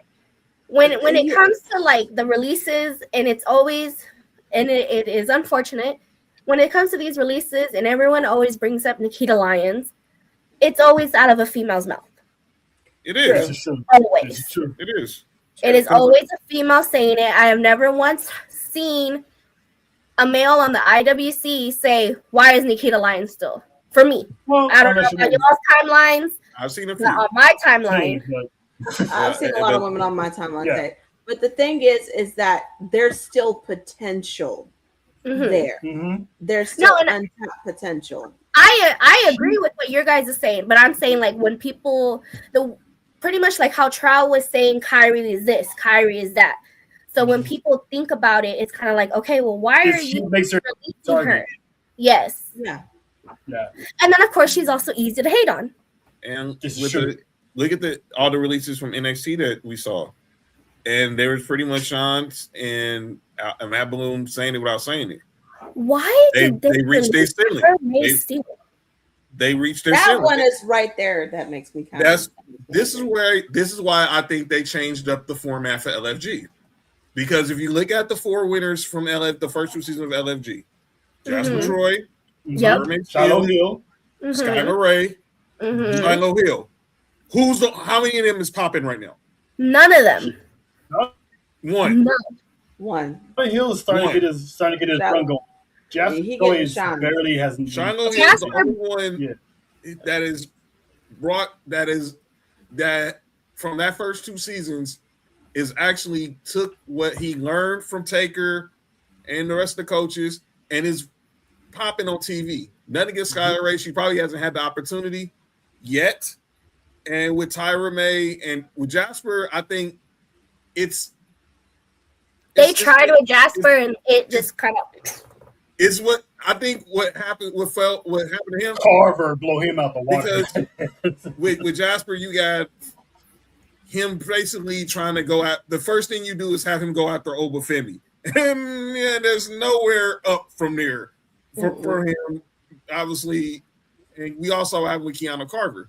With Tyra May still, we saw it there, but there's something that was missing between the ears. Yeah, she wasn't clicking. No, you didn't tell her that. That's why she didn't know. She didn't remember. Oh, I was like, you tell them, Miss Maxine. Yeah. That was perfect. I was like, damn, who was reading the riot act? I looked at Money's mouth and closed. I'm like, yo, you're going viral right now. Because I heard I clipped that, please. I'm sorry. Hey, I clipped this. No, that was perfect timing. That was perfect timing. He doing his podcast. Is that Reese? Shout out to Miss Maxine. Who's that? Your grandmother. Oh, Granny. She was going off for Granny. You know what? I'm playing. I think when it comes to Tyra May, everyone thought she was. I can't hear. When it comes to Tyra May Steele, I think it was her that couldn't get herself over. I feel like she had all the. They didn't put her in NXT much. I think she had all the it factors. I think she had all the it factors to make it, but it just wasn't like you guys. Something was missing, and it just didn't. I got 2 words for you. Kendall Gray. That's another one. When you got someone that's from the same background, that's connects more than you automatically that's a process of elimination. And it is. Same background, just don't have the gold medals like Tyra, and took off like a rocket. Oh, rocket! That could definitely be the same thing how we was talking a few weeks ago about Julia and Stephanie. I feel like same concept. Yeah, that is true. Yeah, Julia was supposed to be the one, and Stephanie just outshined her, not on purpose. It just gravitated. That's the same thing with Kim LeGray. I mean, she's right now she should barely still be in Evolve right now, but yeah, she got so good. She got promoted to NXT, and I would say by the end of the year, she's gonna be NXT Women's Champion. It's like she's Kurt. She's Kurt Angle, and Top Mayfield supposed to have been the Kurt Angle. Exactly. And we saw it quick. I saw it. Look, I used to watch Kendall Gray on Level Up, and I saw something there, but she just didn't have the personality, and that's why they put her with Ren Sinclair, the Ren QCC clique, and you start seeing her goofy side.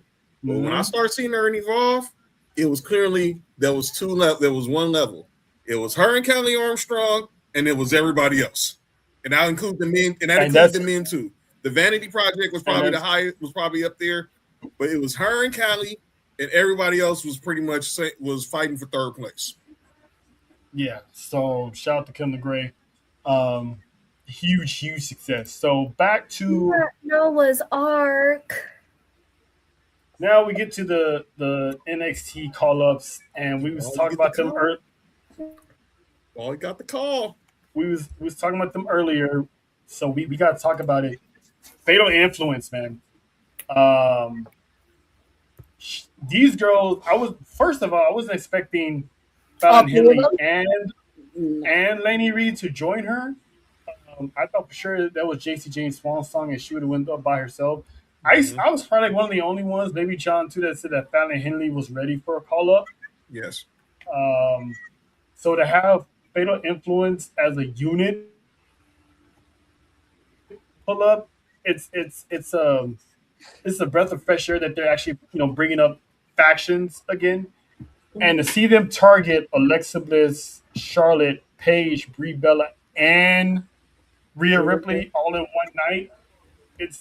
I'm loving it. I mean, I know you guys from ATD, you guys have y'all's fun at JC Jane's expense, but I'm super happy for JC Jane itself because she earned it, and her going toe to toe Rhea Ripley, it was a good match for her. Like she didn't mess it up. She didn't give that vibe that she didn't belong there. Like she let the boos come in, and the boos were like Dominic joining the Judgment Day level boos. Vicky Guerrero level boos. Yeah. You talking about Lainey Reed song? She was getting that Dominic treatment. Yes. Just to say this right now, again, y'all know we don't. Y'all know we call her Juiceless JC. Y'all know she's the juiceless one. You know how we feel about her. But just to say this, Fallon Henley, slow. Fallon Henley. It's Fallon, but this debut, of course, I was shocked that all three of them debuted. I was expecting for Fallon to turn on JC, but hey, here we are, we're here. But the fact that they all three debuted, good call up. That was a good call up. I have to give them props for that one. I agree. Reed is in the right place at the right time. This would have been Jasmine Nix. Yeah, but it's like Lady Reed. She actually, and I mean this with all due respect, Lady Reed has more talent than Jasmine Nix. In a way, a little bit. Like Jasmine Nix was just coasting. I think she probably would have got left behind ish, or would have gotten released anyway. Lena Reed, it was like she tried beating JC Jane, she failed. So it was like I'm gonna have to just join the group, learn from the group, and then later on go out on my own. So she like Monty said, to see those three get called up at the same time and the impact they made on that call up. I mean, they took down 4 people, literally 4 champions. 5 in one night. 5 counting Rhea. Oh, yeah, but I wasn't counting Bree as far as world champion. I love this man. I love Sloan with to the bottom of my heart. Hey man, we can't be bringing up Doug Funny references after what happened. After what happened this weekend. That was hilarious. Listen, he said Roger Klotz, and now I can't unsee it now. I love Sloan. So JC James, Roger Klutz, and Fallon Henley's Doug Funny. So does that make? No, actually, Clay Thompson's Doug Funny. That's what. Hey man, I'm gonna say is sports for you. Calling out names last night. Go back and watch. If you're not a Megan Thee Stallion fan, you might not want to watch, but I recommend you do. And if you are, so watching exactly. It's the hottest brand on TV. Exactly. So shout out to JC Jane and the crew. We wish them nothing but good success on the blue brand because they need a shot in the armor in that women's division, and having those three to be the disruptors, it could work out very, very well. Blake Monroe is getting her call up this week. So shout to her. She was long overdue for technically she should have been hired to the main roster, but she wanted to take her talents down at NXT and work with the NXT stars. So shout to her for not coming in with an inflatable head. She wanted to test her talents down there, work with the people down there, and then when she was ready, she's on the main roster. So she's gonna kill. Her and Tiffany Stratton for the United States Championship. So this is gonna be who's gonna annoy Vanessa off. Got it. Okay, Vanessa, if you had to make a choice. Do you really watch Blake Monroe, Vanessa? Blake Monroe, yeah, I have. And Tiffany. If you had to make a choice between the two, who would you rather? Honestly, I'm choosing Blake Monroe over Tiffany. I'm not even gonna lie to you. I would say Blake Monroe because I've seen her work. That woman is dangerous. Mm-hmm. Ask Tony Storm how dangerous she is. She's demonic. There's just those characters that you just can't click with, kind of thing, and she's one of them. But I would choose her. She's like the UK version of Tiffany Stratton. Hey, which makes it more harder. Okay, Tiffany Stratton said that she wanted to retire at 30. She got 3 years left on the contract. They are NXT over and baby. I mean, that don't sound bad, but yeah. Shut up, John. Fix your face. But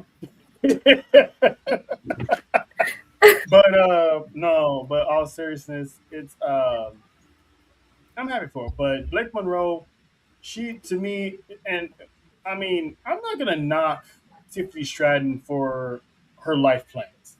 She gave herself a time limit, a timetable, which from the moment she stepped foot in NXT in the 2.0 era, she gave herself to the age 30 to accomplish all she wanted to do in wrestling as much as she can, and then she wants to go into acting. Cool for her, because she said that she didn't want to be the ones that's over 30, over 40, still doing it. They already made a bargain for you, though. I'm not mad at her for that. She actually has lifelong career goals for herself. That's I heard that. Huh? I said it. I'm not mad at her for that. So she wants to be done by 30. Let it be done by 30. I'd say this right now. She got more career goals than we do. I mean, shout out to her. There are women in this. There are women that would kill to be in this business that don't have career goals like that. This is a stepping stone to that. Mm-hmm. Mm-hmm. That part. And it worked out for her because it's not like she was bad at wrestling. I mean, she annoys certain people, but she's not bad at wrestling. What Monty is saying is that this is a stepping stone to her next career. Women are killing themselves to just make it to get to be their entire career. Their entire life. Yeah, and Tiffany Stratton, she's a success story from the NIL program. So there's some good things that came out of NIL. And she's already a former, NXT champ, WWE champ. That's pretty much the face of the franchise belt. She's won that, had a good run with it. Now she's United States champion. So I'm expecting Blake Monroe to eventually pull up to the scene, win the United States Championship, and then when we get Chelsea Green back, I would love to see Chelsea Green and Blake Monroe. Actually, now that I would enjoy. Okay, I was about to say. Okay. I don't know if my brain could take all that. And the national feud for United States Championship. I'm gonna have to get a migraine pill for that. And shout out to Chelsea Green for landing a role in the upcoming horror film too. I can't wait to find out what's the name of that horror movie and if it's coming out on Netflix or. Go ahead, Bunny. Go ahead. I love me some Chelsea Green too. Go ahead. I love me some Chelsea Green. It took a minute for me to get used to warm up to her again. Because I remember her character in TNA, but to see her, I'm like, I freaking love this woman. Can we do more with her? She's my favorite Karen. I love her. God bless Canada. God bless it's Canada. One of those things where I didn't know of Chelsea Green. Agreed, John. And then her character, of course, annoyed the shit out of me, but it kind of won me over. But then I watched her shit back in Lucha Underground. And I was like, I need that mixed with the annoying shit that she does. WWE is not going to do that because they lean heavy on the entertainment than actual wrestling. But she's entertaining. But she's entertaining. She is very. So she ain't doing that lucha stuff because she already had one. She already had one neck injury. I don't think she already had one. She said she wasn't doing that again. I know, but do you see where I'm coming from though? I see where you're coming from. That match between her and Penta, 10 out of 10. Like, yes, 10 out of 10. That's what's doing that. Fans always bring it up to her all the time. No matter how many matches she's done in her lifetime, they always bring up the Penta one. It's always that one match though. It's that one match that everyone's like, "That's it. That's you." So to the one and only Michael PSA. Ejectocito, come! Yeah. You don't need about to say that I know he did more than a job. You basically calling her a jobber. She's nothing more than just a jobber. Oh my God, I read that completely wrong. Let me just say this right now. I don't know what else is in Michael P.S. Hayes' fanny pack besides loose change, but sir, you might want to reevaluate what you said. Child, yep, I completely read that wrong, and I had to put on my Vanessa glasses to see this. What did it say? What does it say? It just says, I believe the name of the horror movie is called Gory as Hell, but I know what Nessa saw, and it's based off of what they were talking about yesterday to end the show on Sports for You. So you need to go lay down somewhere. Really? They're wilding. They're wilding. I now know. Now I wouldn't even think about it. Now I know what you're referencing. I don't know what's being referenced. I'm innocent. You don't need to know, Monty. It's okay. You're just know me and Trail gonna be at House of Glory. Just know me and Trail will be at House of Glory on Friday. And by the way, I can confirm now. I want to know. I'm pulling up to the meet and greet now. We'll talk. We'll tell you later. Monty, there you go. Okay. Hey, how did you put that in the chat? Faith put it in the chat for you. What did she say?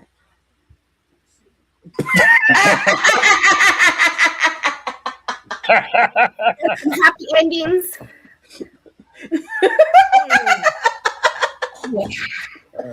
Can't say sorry, Jody. I'm so sorry, Jody. Can't say that around dudes with the last name Watson. Right. You were no better than Deshaun. But anyway. Really? Okay. All right. But anyway. Between me, Nessa, and JoJo, it's like we have telekinesis. It's like we know what the other one is going to think and say and read. So it's a beautiful thing. But another person that sets, another person that's set to make their debut on Friday Night SmackDown is going to be Absolute. Ricky Saints. I'm still going to call him Ricky Starks because that's a better name. But anyway, Ricky Saints will make his debut this Friday on SmackDown. How we feeling? See, you say glory hole, and where here comes JoJo.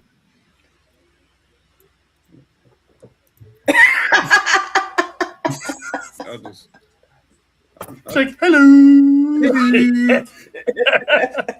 You say glory hole in there. Go Shoujo. No. Just okay, what were we talking about again? Ricky Sainz is making his debut on Friday. How we feeling? Y'all eyes done seen the glory, huh? Y'all eyes done seen the glory. How we feeling? How we feeling about Ricky? About Ricky Sainz, okay. Pretty Ricky's what they call him. As I call him, Richard Sainz. I have to say, it's about time. I'm curious to see what Ricky does. I'm curious to see how he does it on SmackDown. I'm wondering if he's gonna, possibly get in the face of a certain blonde-headed dude with a toxic bald-headed sugar daddy. That would be fun. That'd be fun. Personally, I would like to see that. Because he does look like his toxic bald-headed sugar daddy. But that's just. She's talking about broken promises. I know what she's talking about, and I'm about to go cry, baby. Now I need to go watch that movie. You guys are making me squirrel so bad today. How you feeling, John, about Ricky? Is it the right time? Too soon? I'm like this. The dude been here. If he, it was a matter of time. If Ethan Page is gone, there's no purpose of keeping him there. And currently, Ethan Page was there for 2 years. Ricky Sainz did that in 14 months. Mm-hmm. It was a matter of time. I can't wait to see him be on the main roster. I'm already calling it now. He will be in Money in the Bank in his hometown of New Orleans, Louisiana. Richard in the Bank. Richard in the Bank. The Revolution will be televised on Friday nights, and I can't wait for it. It wouldn't shock me if we run back him and Trick Williams. Richard in the Bank. With the United States title, because Ricky Sainz looks like he can be a dope United States champion. I wouldn't mind that. I wouldn't mind that at all. I've been going to, and we haven't seen him yet, and hopefully he's still there. I wouldn't mind seeing Ricky Sainz and Melo. Yeah, we haven't seen that either. We have not seen that. Okay, I'm not going to say his name out loud because the last time I said somebody's name out loud when I saw them on TV, they got released not too long ago. So, we know it's not Joe Hendry. No. It was Apollo Crews. Well, say his name, and he appeared. Years. The concert that we didn't know we needed. Joe Hendry. Sorry, I got all kinds of rock vibes, and I was loving it. Oh yeah, definitely. I was loving it. And for him to sing a song about firing Logan Paul, it had me dying. I'm like, it's like they're low key addressing the roster cuts, and it's like it should have been Logan Paul. Hey. And when Logan came out and crashed out, was screaming in the microphone. I'm like, yo, eat a Snickers. Damn, calm down. That had me rolling. Drink a Pepsi. How you feeling, Nessa, about the White Rock? Joe Hendry. Again, where to go? I threw it somewhere. There's too much stuff here. He wanted me to bring out the lighter and sway. Okay. Way yo, side, see. I believe in Joe Hendry. I thought it was hilarious. I'm not as familiar as Joe Hendry as you guys are until he came to NXT and TNA, and he's already just there.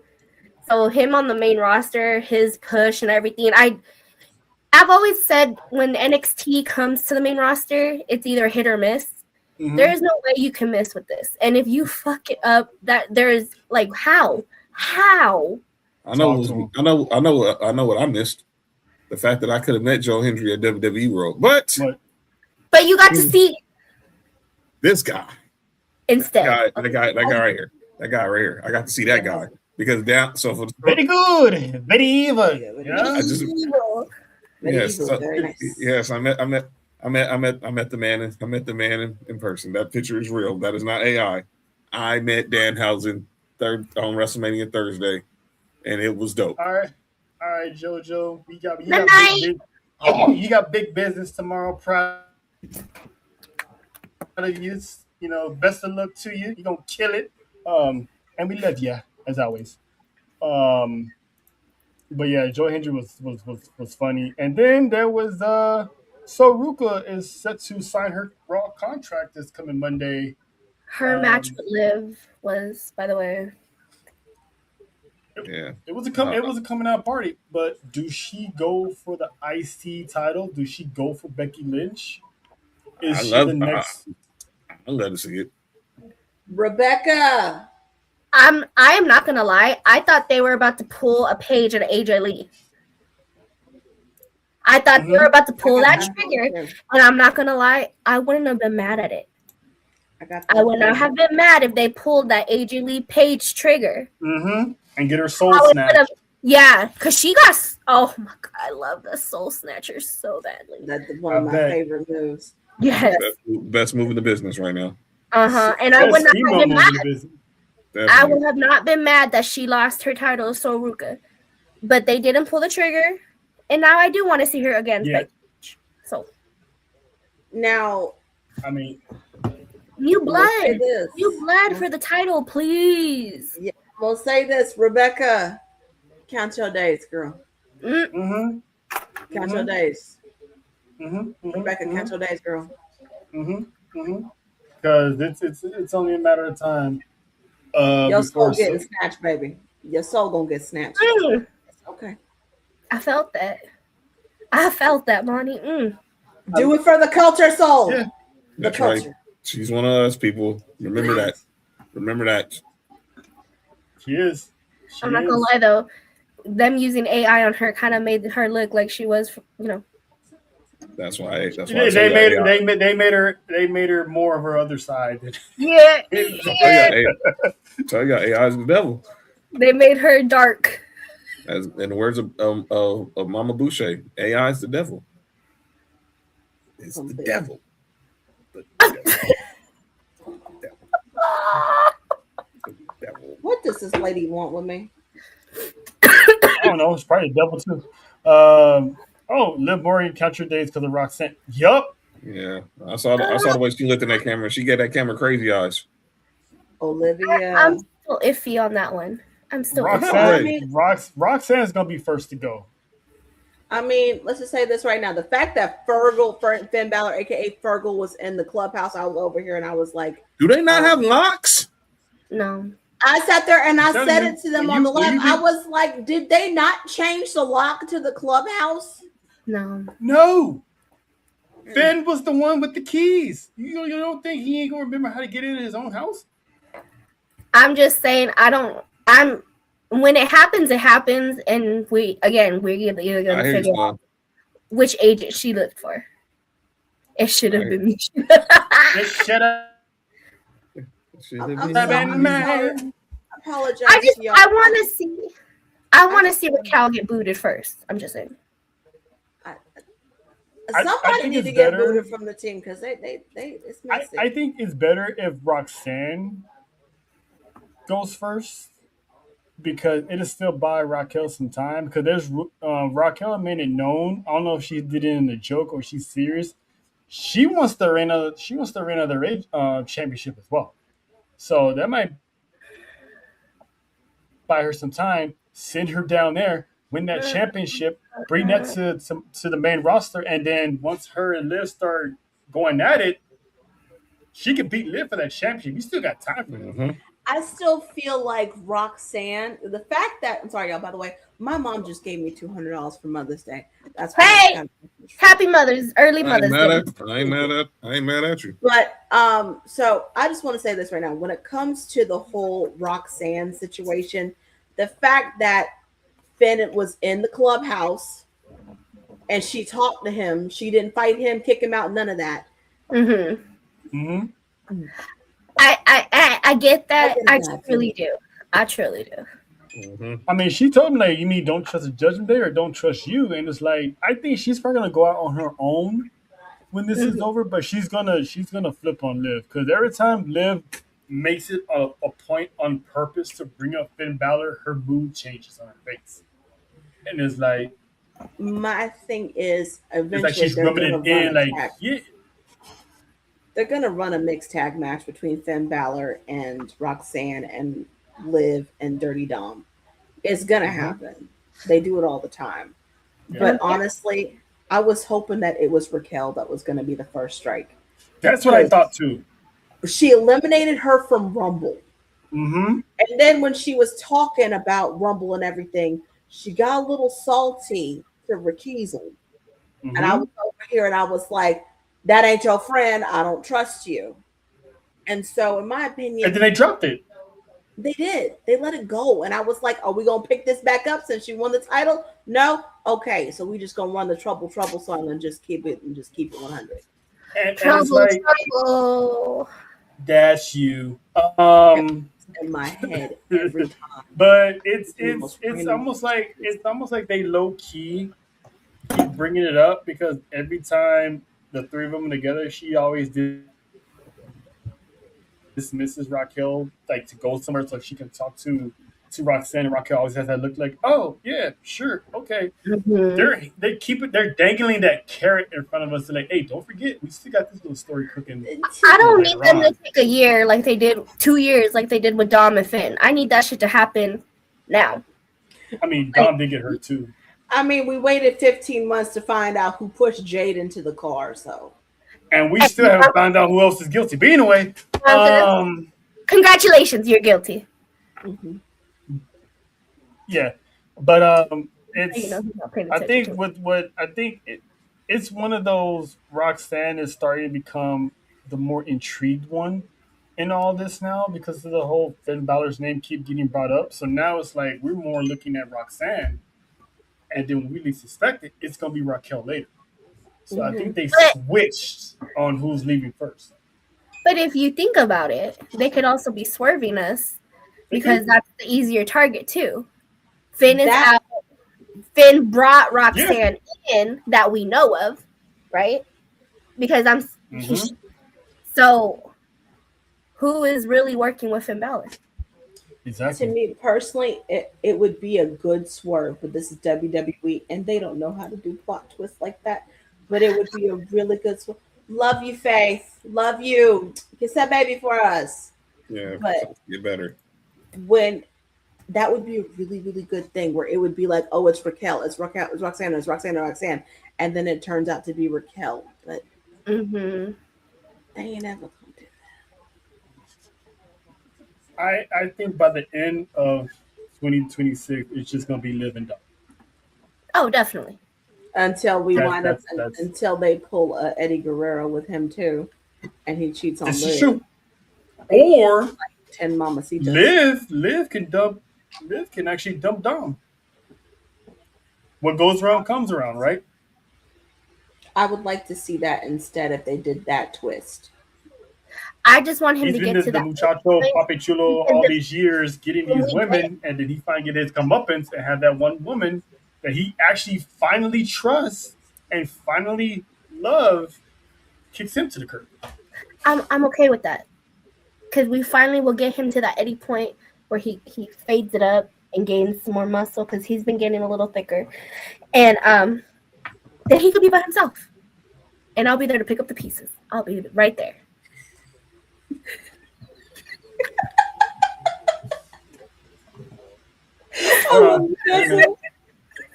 Wait a minute. How about no? Yeah, that part. Yeah. But no, that would be a better solution to the story if they did do that, if they did just switch it around.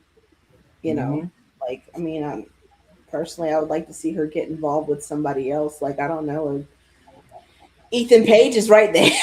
Well, she had said in an interview that she's like, once her and Dom completely break up, she don't want to do the couple thing anymore. She's like, it's not his course. Yeah. Yeah, she's like her. It was like supposed to be a trial base, and they lit up. They had instant chemistry, and they pretty much took off. She's like, and I don't think I'll ever get that with anybody else. And he said the same. He's like, once they break up, whenever they pull that trigger, he don't want to do a storyline like that no more. So, and to be honest, they don't even need it no more. They don't need no more. Dom needs to finally have a solo career because his entire WWE career is either been with his dad or been with the Judgment Day. He's never really. Only time you actually see him fly solo is down in AAA. So he hasn't defended that title in a good minute. He's built a resume now to where he can do this on his own, and I'm excited for him. I'm definitely looking forward to seeing him in Money in the Bank. I think he's definitely one of the guys in Money in the Bank. Look, she already got a climb a tree with Dominic, and you want her to climb a sequoia? Shit. What are we talking about? Which one? Oh no, absolutely not. No. Buffy would get slayed. But anyway, he had break her, dude. Mount Everest. And let's not forget his woman did not do that either. We shout to her. Her birthday just passed. So shout to I don't know if that's his wife or that's just his girl, but shout out to Lady Finney. Lady Finney. Yes. Madam Finney. And we mentioned him earlier. Monday nights is all ego. How are you feeling about Ethan Page, future Intercontinental champ? I see it already. He's probably gonna be the one to defend him. I don't have any. Anyone that's gonna fast track to a title, I see him. I don't have no to him just because. I mean, he's good, but then he he annoys me, but he doesn't annoy me. Does that make sense? Mm-hmm. He's one of those. That perfectly describes Ethan Page. He doesn't. He's one of those. I mean, I don't dislike the guy, but it's just I can't live without him. It's fine. He's there. It's okay. That means his character is doing his job. And for the most part, yeah, I completely agree with y'all. So it's kind of cool. Hello. If you can't like nor hate a person, I mean that's a unique character. And Sean put the belt on this dude a month into the company. That told me everything I need to know. His first match. Second. Maybe he won it at. He lost to Trick Williams at Battleground, and he beat Trick. It was the triple threat. Oh, he's talking about the NXT title. Yeah, the NXT title. That was his first match, wasn't it? It was second. His second one. Oh, it was second because it was Trick, Javon, and Ethan Page in the triple threat because they didn't want Trick to lose clean. Mm-hmm. We watched it too, and he just fell on top of. Yeah. And it was. I mean, again, it's one of those. Happy for you, I guess. That's something better than nothing. To be honest. And he beat Joe Hendry. Yeah. Mm-hmm. I'm waiting to see what the whole dynamic between him and Kofi progresses. See where that goes. Because I don't know where they're going with that. So I'm gonna hold my judgment on it on him turning heel or not. But hopefully he doesn't pass up Javon. But Ethan Page is one of those guys. I don't know about you, John, but every time I see Ethan Page, it's like Bobby Roode should be on this level. Dude, he reminds me so much. He's pretty much. He's Bobby Roode. He's evil Bobby. He's Bobby. And they're both Canadian. He's Bobby Roode in beer money, just with a little bit more swagger. Yeah. And pretty much he's champagne money is what you're saying. Yeah. Yes. I'm not gonna lie too. He also has that hit me face that kind of just he has that hit me face. He's kind of slappable. He's kind of slappable. He's one of those guys that loves being a heel and thrives in being a heel. That's why him and Chelsea Green dynamic worked perfect. Oh, that was the Them working together was amazing. Listen, draft Chelsea Green to Monday Night Raw and put these two back together. It's one of those, I will say that even though Chelsea Green annoys me, I like her. And that says a lot. Because once you annoy me and make my eye twitch, I'm over you. So I don't know because there's good annoying too. Hi. That's what I'm saying. There's good annoying. Chelsea's that good annoying that she doesn't make eye twitch. She's like, I like her. She knows the hell out of me, but she's funny. Yeah, the thing is that when she and Ethan were together, I was like, oh, okay, this is entertaining. Mm-hmm. It's kind of like Danhausen. Yeah, 2 peas in a pod. Okay, well, yeah. Shout out to Danhausen. Listen, don't curse me. Speaking of Danhausen, quick question on that, because a lot of people, some people in IWC are saying, is Danhausen getting overexposed? No. I don't give a damn. I don't feel like he is. I don't give a damn what day. Because he's only showing up on one show. It's not like he's on Raw, NXT. Has he even been on NXT? Raw, NXT, SmackDown. No. He's barely on Raw. He's really more on SmackDown. He showed up the Raw. He showed the Raw maybe 2 or 3 times to curse the New Day, and that was it. And then he went to SmackDown to raise hell with Miz, and those two are comedic. Yes. The segment of him in his house. Yes. He's like, get out of my pool. I was technically say I'm out of this pool, but I'm in this pool. It was beautiful. And again, Danhausen is like Chelsea Green to me because pinche vampiro. He's not a vampire. He has more of us than ghoul. Okay. He's a ghoul. He's not a vampire. even his cape is not a vampire cape. It's a ghoul. It has more of an oomph when they say vampiro. Okay. And for him. He makes very good decisions. He's never going to be cursed. Mm-mm. Him leaving in that damn pink bike.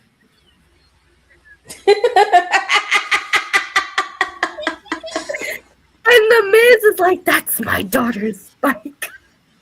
And he stole his slammy too. And then when the Miz accidentally threw, I don't know if it was dirt or chocolate on Maurice. It was dirt. At each other, they're like, damn. I think this and is he's like gone. Like, I feel like WWE needed this because we were getting it sort of from R-Truth, and they needed a comedic relief, and that's what he is. Mm-hmm. And it's crazy that we got Chelsea Green. We got Chelsea Green and Danhausen, and which is why WWE brought in Danhausen. But there was so many people. Me and John were live at Baby Bros for this when he made his debut. So many people were trashing. I was like, y'all just don't know. I don't see why who the hell is this guy? I didn't trash him, but I did ask him. Yes. Here is my issue with it. I didn't like the way that they made him debut. I was like, first of all, this is Chicago. Second of all, they already heated. Don't do that here. Debut somebody big. Don't debut him here. And it's not like Chicago. And it's not like Chicago doesn't know Dan. Yeah, AEW did a show in that building. But not a lot of They people know who watch Danhausen is. AEW. That's why, because I wasn't mad about it. I wasn't mad about it, but I had to ask John, who is he? Because I didn't know who he was. It's hard to explain Danhausen. Yeah, it is. But he's just funny. Explained to Danhausen, and then what did Danhausen do the next day? I warned you. I warned you. He was on my shit list for like a week or so. He ran to the Bellas. I warned you. I warned you what he was capable of doing. You didn't believe me. He really did. And then you gotta be nice to him. Yeah, that's it. That's all it is. You can't be an asshole. You can't be an asshole. And Dominic Mysterio was an asshole. Like when he was wearing Uso merch, we're all over here going, "Hey, Hey, let him buy it. Don't say anything about it. Just leave him alone, okay? We And all what did they already do? They know took we him are to the in Waffle his House. shit. He was Yeethausen. I again, He was Yeethausen. he's just one of those characters that is annoying, but in a good way, like how Trow put it. And he's marketable. The adults love him. The kids love him. Like, and it's like Booker T was saying that he's glad that the fans turned around and saw what Danhausen can bring, and pairing him, the Miz is another one that's annoying. Yes. But pair him with a good person, with the right person, for a comic relief is money. Entertainment. And seeing Miz get embarrassed and pulling out his hair, being so stressed out with somebody, it's always gonna sell merch. It's always gonna sell money. So those two, perfect. And then Danhausen, like, was he like 3-0 right now in the ring? Yeah. And let's not forget Kit Wilson, the Kit Wilson factor. Look up Danhausen. I love me some Kit Wilson now. I love him. Yeah, that's why every time I see Kit Wilson, I'm like, please call over. There's a time he was on the live and he was like, I wonder who it's gonna be, but I wonder if it's gonna be Obafemi. Obafemi's gonna come out. Obafemi came out. I was like, no. You gotta stop predicting. You gotta stop predicting stuff, Mike, because you're getting people hurt. It's like, not Kit Wilson. He got rid of Kit Wilson. I'm like, Kit Wilson is dead. I'm sorry, but no. May he rest in peace. Yep. So. Yep. But I got a question for everybody here. More importantly for Mani, because she represents the island, and the island has a particular set of skills on what they cover. How are we feeling about the first family? Lord have mercy. Like that cold open. One, I was not expecting it, but I enjoyed. That's Samoan Death Row. I'm gonna say it like this. I have sat on this and I have waited for a minute. And when he said we're talking about this, I was like, ooh, you sat on what? So focus, people. Focus. Focus, people. Focus. I have been waiting for this one because I have just. It's been part of just it's what we do here on the island. We look at it, we look at the story, we look at the details, and we analyze it. And so when I first saw this, again, beautiful cold open to the show. WWE, what this is, keep doing it. I want more. Because this right here, this reminds me a little bit of Lucha Underground and what they used to do. This is a little bit different than that. I enjoyed this. I see this. This is it's cinema. It's part of what they do in this business. But having Jimmy on the left side, Jay on the right side as his conscience, the devil on the right, and the angel, and the reasonable angel on the other side. I was like, cool. This is perfect. But also, they were all sitting at the head of the table. Not standing behind him. Not standing next to him. Not sitting across from him. They were sitting at the head of the table with him. He's asking both of them for advice. He didn't do that before. He always leaned on Paul. But I do want to say, and Faith pointed it out. Faith pointed it out, and I was just like, this right here, this is not the bloodline anymore. No. They called them that. They changed the name. This is the first family. So we liking the mafia style faction name, the first family. We loving it. All right, we cooking. Get the reels ready. We cooking. Go ahead. I have a few conspiracies though, because I'm gonna let everybody else talk, because there are other things that I see. Because when we look at it, we look at everything. But I'm gonna let everybody else have their opinions first, and then I'm gonna share it. That's how you feel about the first family. Oh, I'm here for it. But we've also been ready for it, right? Yep. But you guys are talking about the angel and the devil on the shoulder and all that stuff. Who is the real devil? And who's the real angel? because what we've been told and what we've been hearing and what I've been seeing is I feel like Jimmy's gonna be the real devil in this situation. But he's the angel in disguise. You get it? You know, the devil in disguise? Yeah. I've always said you don't always have to be chaotic. Mm-hmm. You don't always have to be loud and out there to be the devil. Mm-mm. There you go. Because I did say that, you know, he has a devil and an angel on one side, but I never said which one. So no, I like how, which is what I'm saying. And I feel like Jimmy's gonna be in his ear. They're both gonna be in his ear, right? Because he's asking for both their, you know, counsel. Mm-hmm. Which is also something new, because like Monty said earlier, it's always been Paul that he had the counsel for. Mm-hmm. But I feel like Jimmy's gonna be the one giving him like that turn, like we're gonna see the straight and narrow, and then Jimmy's like, him to the wrong direction. How about we do this instead? But because he's so calm with it, because he's so like calculated, it's gonna seem like he's telling him keep going, and in reality he's gonna be having him do this. I would say this though, Jimmy and Jay individually represents a version of Roman. Mm-hmm. Mm-hmm. Like, you know, smash on everybody at all costs, show compassion. When you're one of each, I don't think you can handle the burden of carrying that Ulafala and being the Trapper Chief, because the Trapper Chief is a full package. Like, you can be both.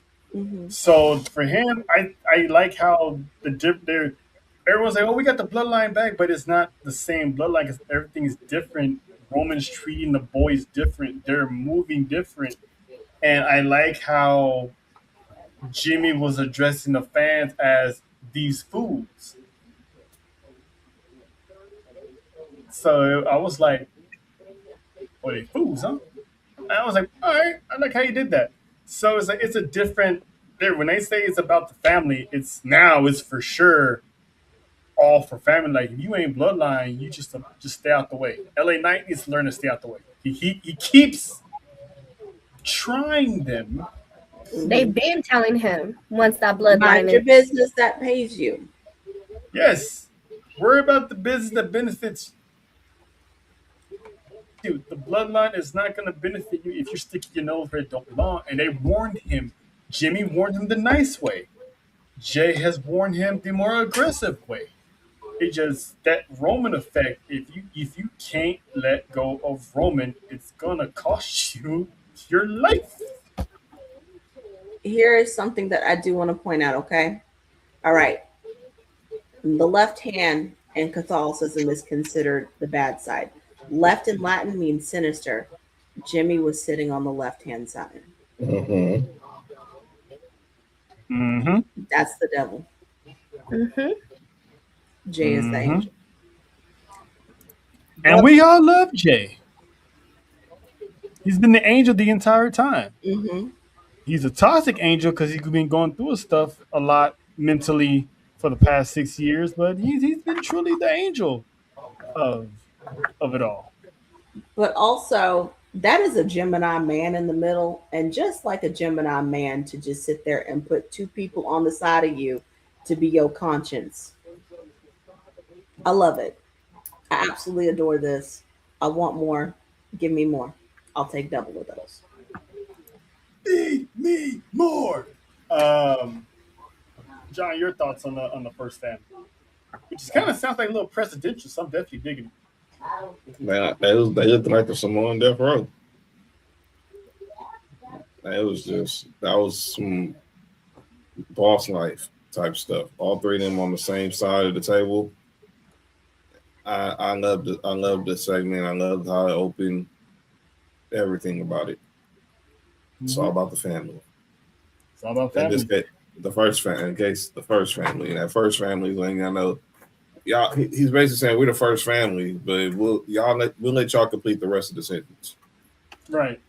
And there's another thing too. I did say earlier that Jimmy and Jay represent each side of Roman. This man completes Roman and then some.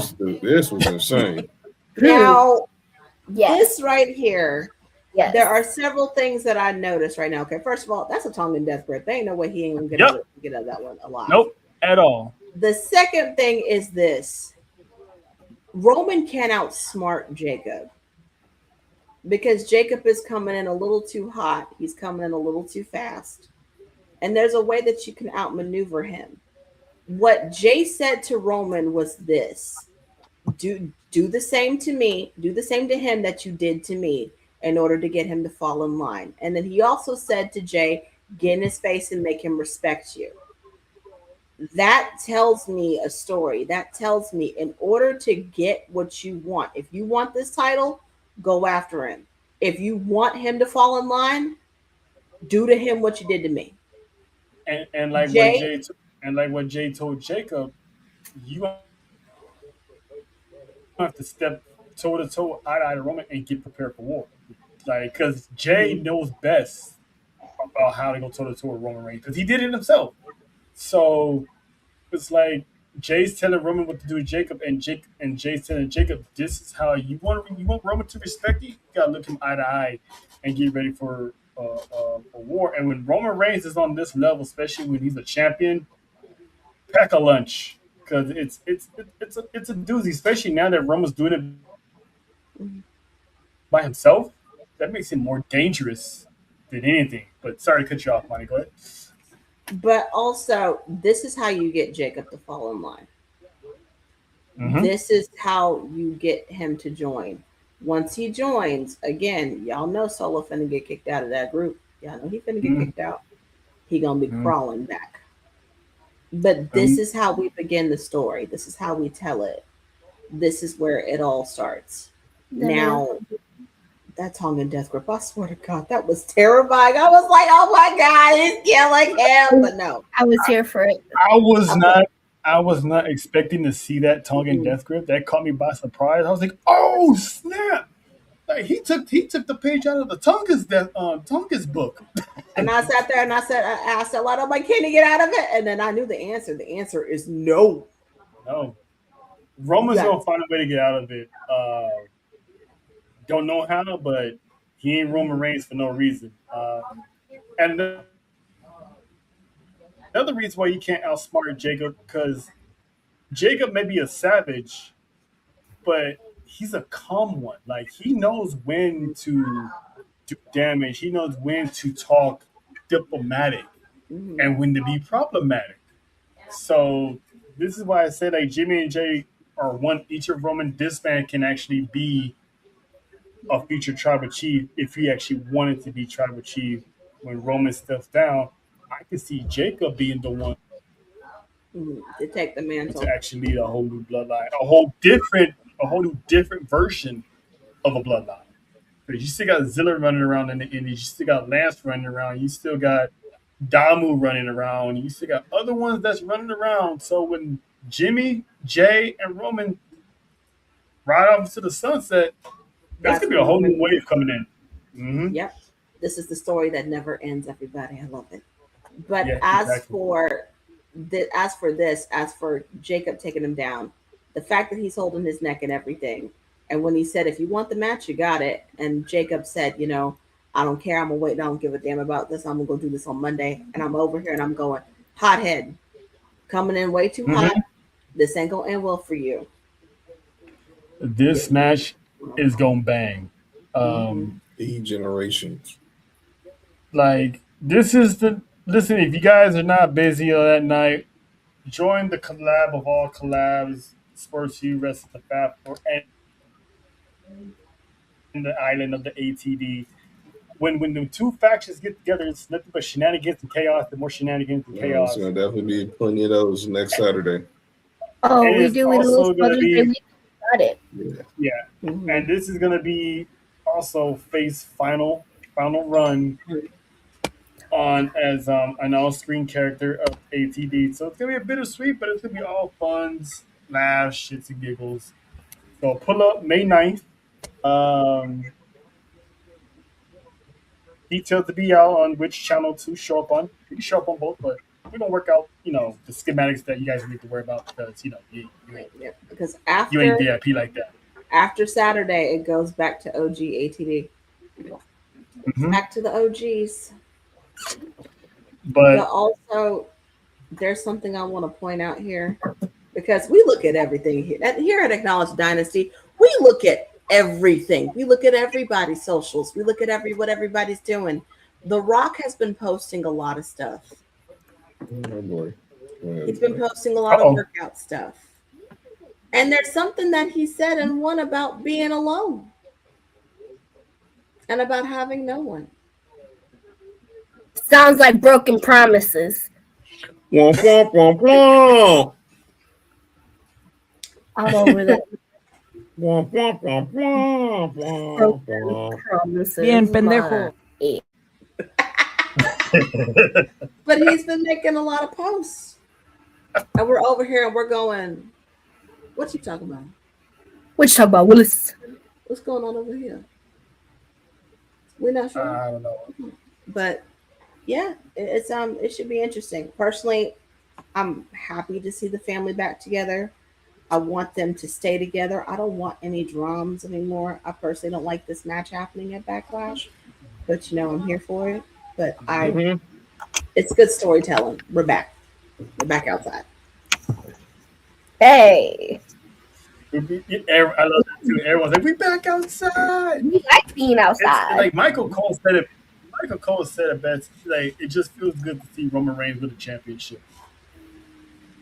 Like, everything just feels different. And now Raw is gonna be popping because we're gonna see more Roman Reigns all through summer. Can we talk about that promo that he cut on Monday? Listen, here's the thing. I love Roman Reigns, of course, but I'm going to say this, though, and I don't know how many people can relate. I'm pretty sure a lot of people can. Roman Reigns comes off as one of those uppity family members where their mom and dad moved them out the hood before they was born or when they were babies, so they didn't have to worry about going to public school, didn't get into fights and all that stuff. They went to a good prep school, went to a good college, and now, driving Mercedes-Benz and BMWs. And then you got the cousin who was on the other side of the tracks who was living off of food stamps his whole life. And then when he's trying to get to where he's at, he tells him, you're not ready. You don't deserve it. So I said it on Monday. Jacob about to beat the uppity out of Roman. He's going to lose, but he's going to beat the uppity out of Roman. There's one thing that he did say. He said that. So he said there says Solo put him on. And I'm like, Solo didn't move without Roman say so, right? Because we all know this. They say he couldn't get coffee delivered to the arena if he wanted to. I was like, damn. Like, damn, Solo, you gonna let Roman talk about you like that? But no. And it's crazy that Roman signs off on all these hirings. So it's like people forget, Roman Reigns is the last one you check in with. Mm-hmm. Whether you're checking with him or not, you think Triple H is the one signing? Like, no, Roman says, okay, all right, cool. The simple fact that they went to both him and Seth about CM Punk and they said, y'all cool with this? And they were like, yes. Shout out to the Shield.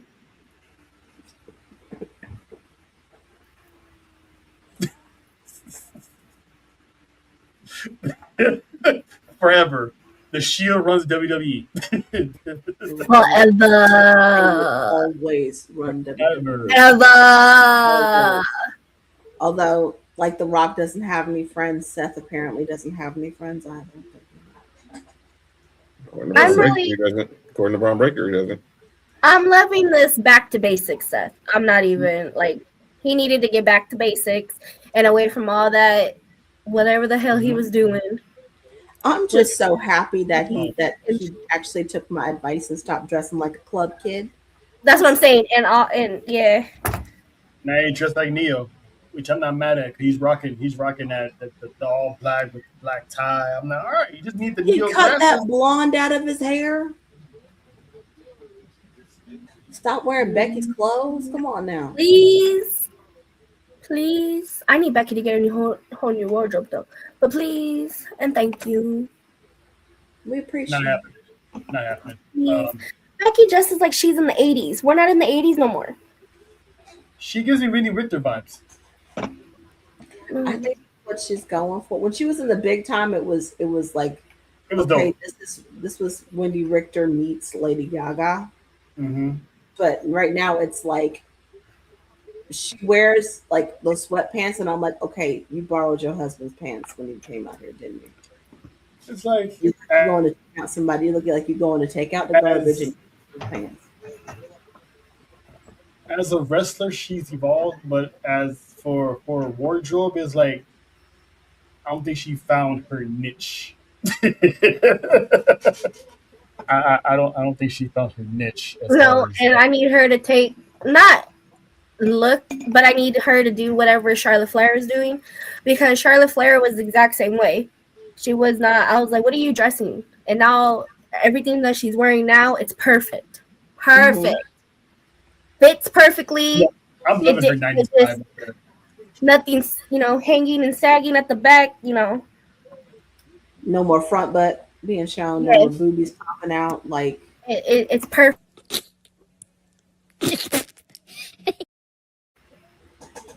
They don't look like chicken cutlets in the back.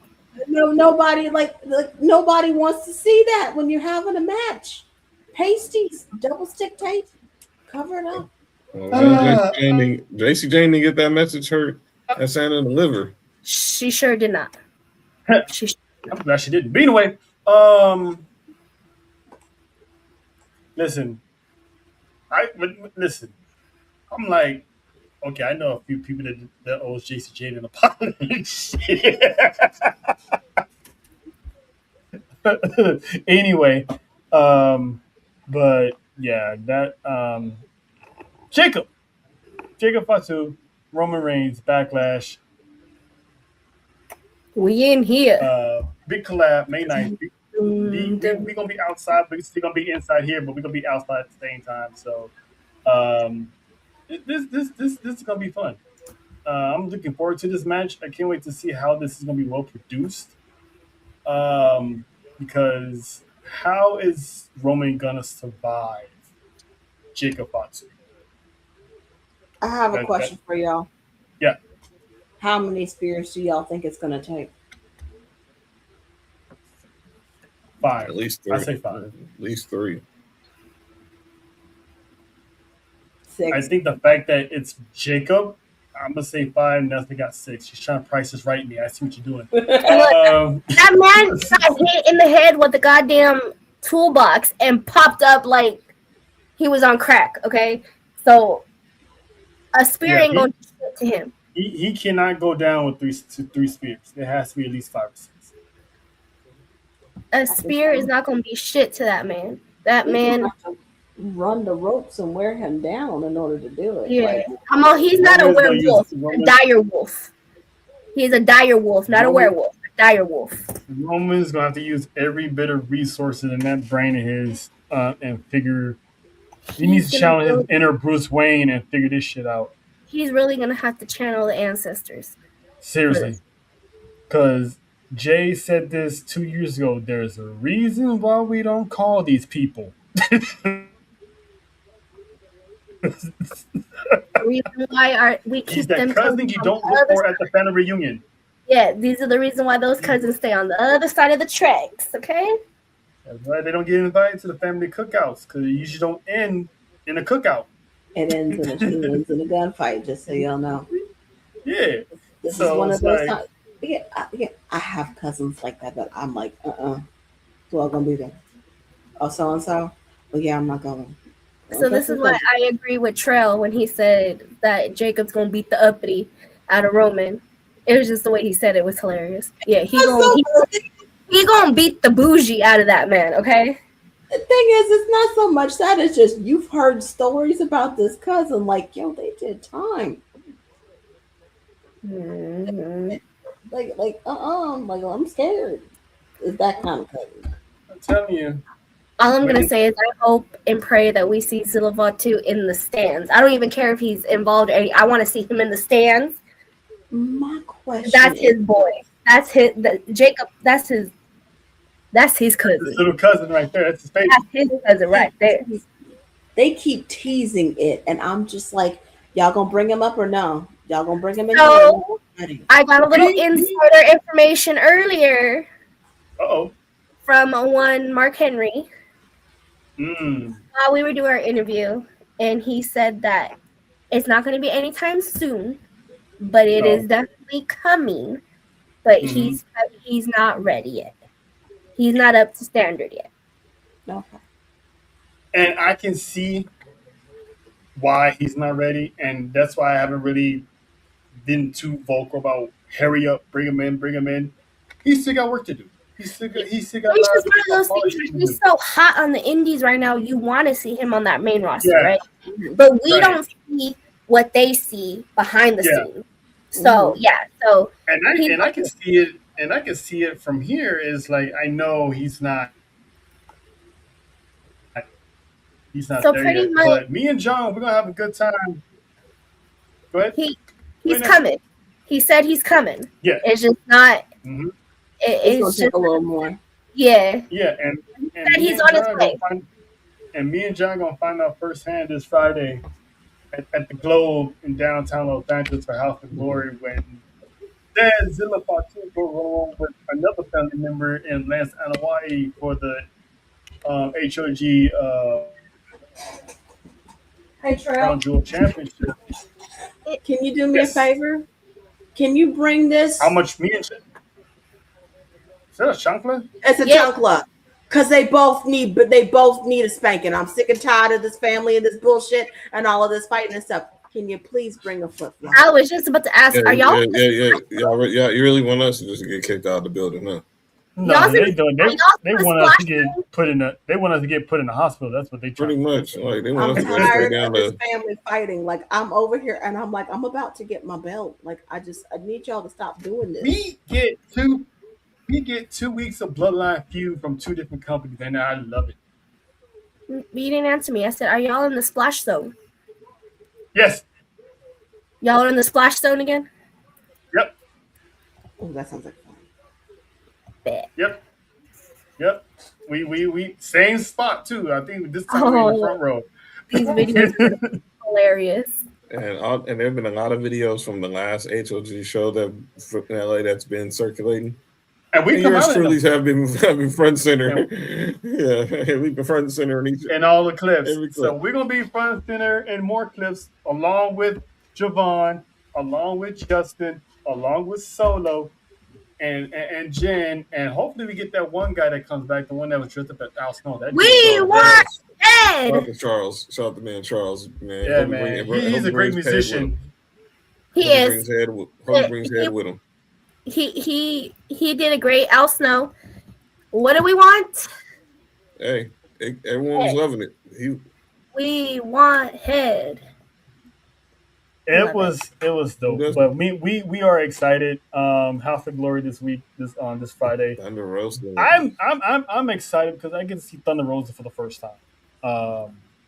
She's gonna be there live in combat. So I'm so happy. Yes. Mike Bailey takes on Amazing Red. Just saw that Jonathan Gresham's going to take on Charles Mason for the HOG World Championship. That's been added. And I wonder what idea Charles Mason is going to have to keep that title this time. Yeah. I mean, that man faked a full-on ankle injury a few House of Glory shows back, and I'm like, wow, he had me going. I'm like, oh, this mother. I'm loving these swerves. So are y'all our favorite main eventers? Definitely. I haven't seen that they were advertised, but I wouldn't be shocked they're on the card. That was the. I mean, he did. I mean, from the interview we did with Midas, he said when he shows up again, he's gonna look for us. So I'm pretty sure he's probably still gonna be there. Obviously, that was where I think the main event. The main event is in action. I don't remember. That was where the controversy started. Was here. There's a lot of things that got started here, and we get to see the finishing product of it. So I'm excited. It's gonna be a good show. 5150 will be there, aka the Diddy Party will be there. That means more DDO Oh jokes. my god, It's dude! fly. Yeah. Shout out to the Boricuas, but that was the Diddy joke. The Diddy party jokes are gonna be times 10. I gotta clear out my storage because the content that we put out the last time and the likes and views we got, I'm expecting to have the same result because that was awesome. And hopefully they get the Wi-Fi correct this time so the people Yes. who are watching from home can actually watch it live because the last time we was there, they're having Wi-Fi issues, so the show wound up starting like an hour late, and the people at home couldn't watch it because the Wi-Fi was down. So they went on recorded it anyway, but they showed it like a week later or something on whatever they was showing it from. Trailer So hopefully everything is straight this time because. Listen, we for sure we're probably gonna come out on TV because they love to go to that side of the ring and clear out all the chairs where we be sitting.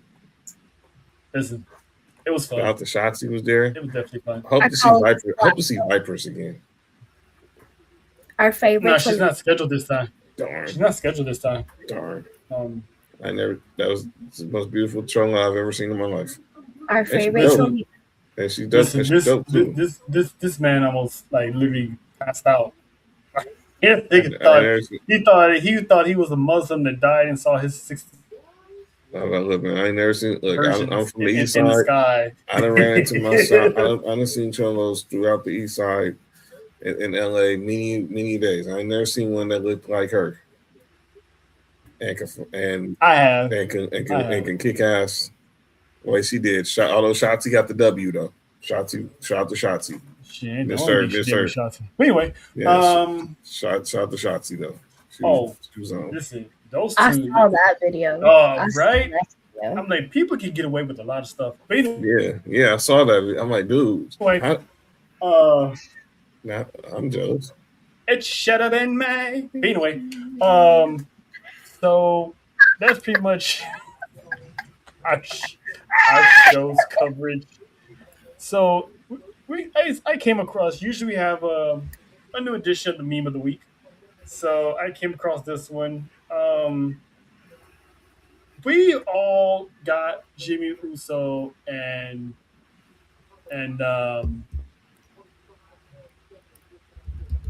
Montez Ford on our little minor, shitness ish. But they're not. What is the common denominator besides those two? Rhea Ripley. And who else? Io and Rhea. Rhea. So triple threat magic is Rio brings good news into the future. So pretty much, if you're planning on having kids and you're a WWE superstar, book yourself a match with Rhea and Io at the same time, and in 9 months, check back with them later. Look, like they took our two prominent women in this picture. The next one I see, because I heard she was trying, is Rhea Ripley. Again, I'll demand a DNA test. I need Maury, because Rhea picks people and is very suspicious. And then they get pregnant. Listen. And then they get pregnant. And then they get pregnant. But Jade pinned Rhea at Mania and gave her the long stroke. So Rhea's gonna give her the what? That pin was very suspicious. So if Rhea gets pregnant, we know who's the baby daddy. It ain't. We know who the daddy is. Exactly. Oh, I'm saying Jade gave another woman the long stroke is insane. That pin was highly suspicious, John. She did though. Listen, when you see the ripple, listen, the woman she was guarding the tools, okay? She was using guarding tools, and she was building, she was planting. As I just say that she was planting. Let's just say, if any of y'all make a fan fiction about that, I'm putting charges on every single one of y'all. That was inappropriate, and it was rude, and there were children in front of the room. As an adult, I was here hypocrite. I go on fanfiction.net and I see anything, I'm putting charges on every single one of y'all. And that's nothing. That's what we used to watch as kids. Money, you can't take me to court because I'm broke, nigga. I'm broke. I was like, this is like, I was like, what in the Cinemax? There are children. They don't need to see this. What are you doing? Listen. As a child, I grew up on Cinemax, so Cinemax. Diary. You know, 9 o'clock is the you know what I'm saying. Anyway, as a child, I grew up with Edge and Lita and Triple H asking. I remember all that. I remember. You talking about Katie Vick? That is a memory. Yeah.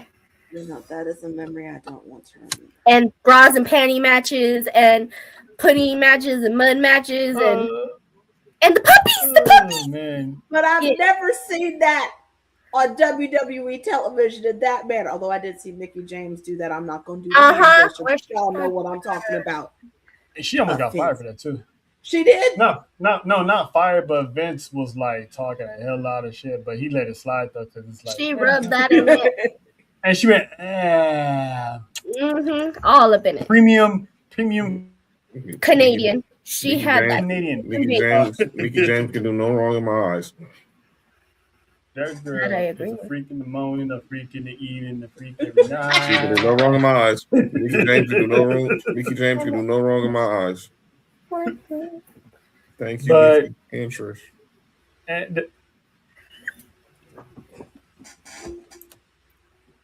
Thank you, Mickey and Trish. I ain't playing.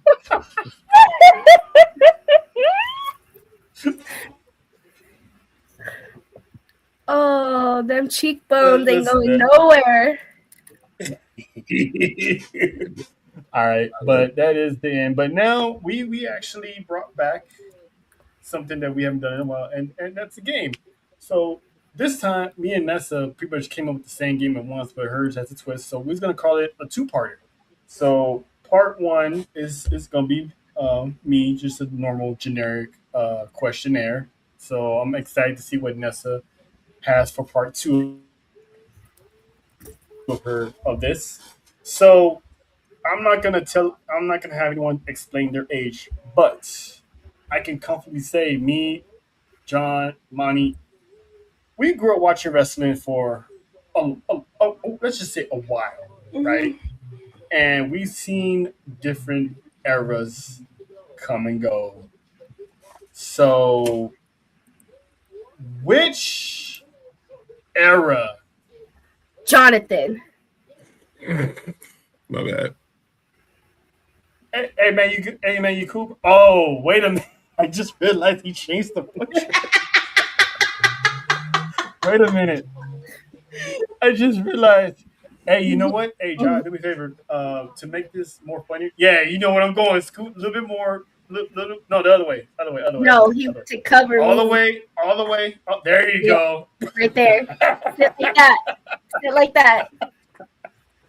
Yeah, that guy was living the life that day. That guy was living the life that day. You see them cheekbones, Monty? Do you see them cheekbones?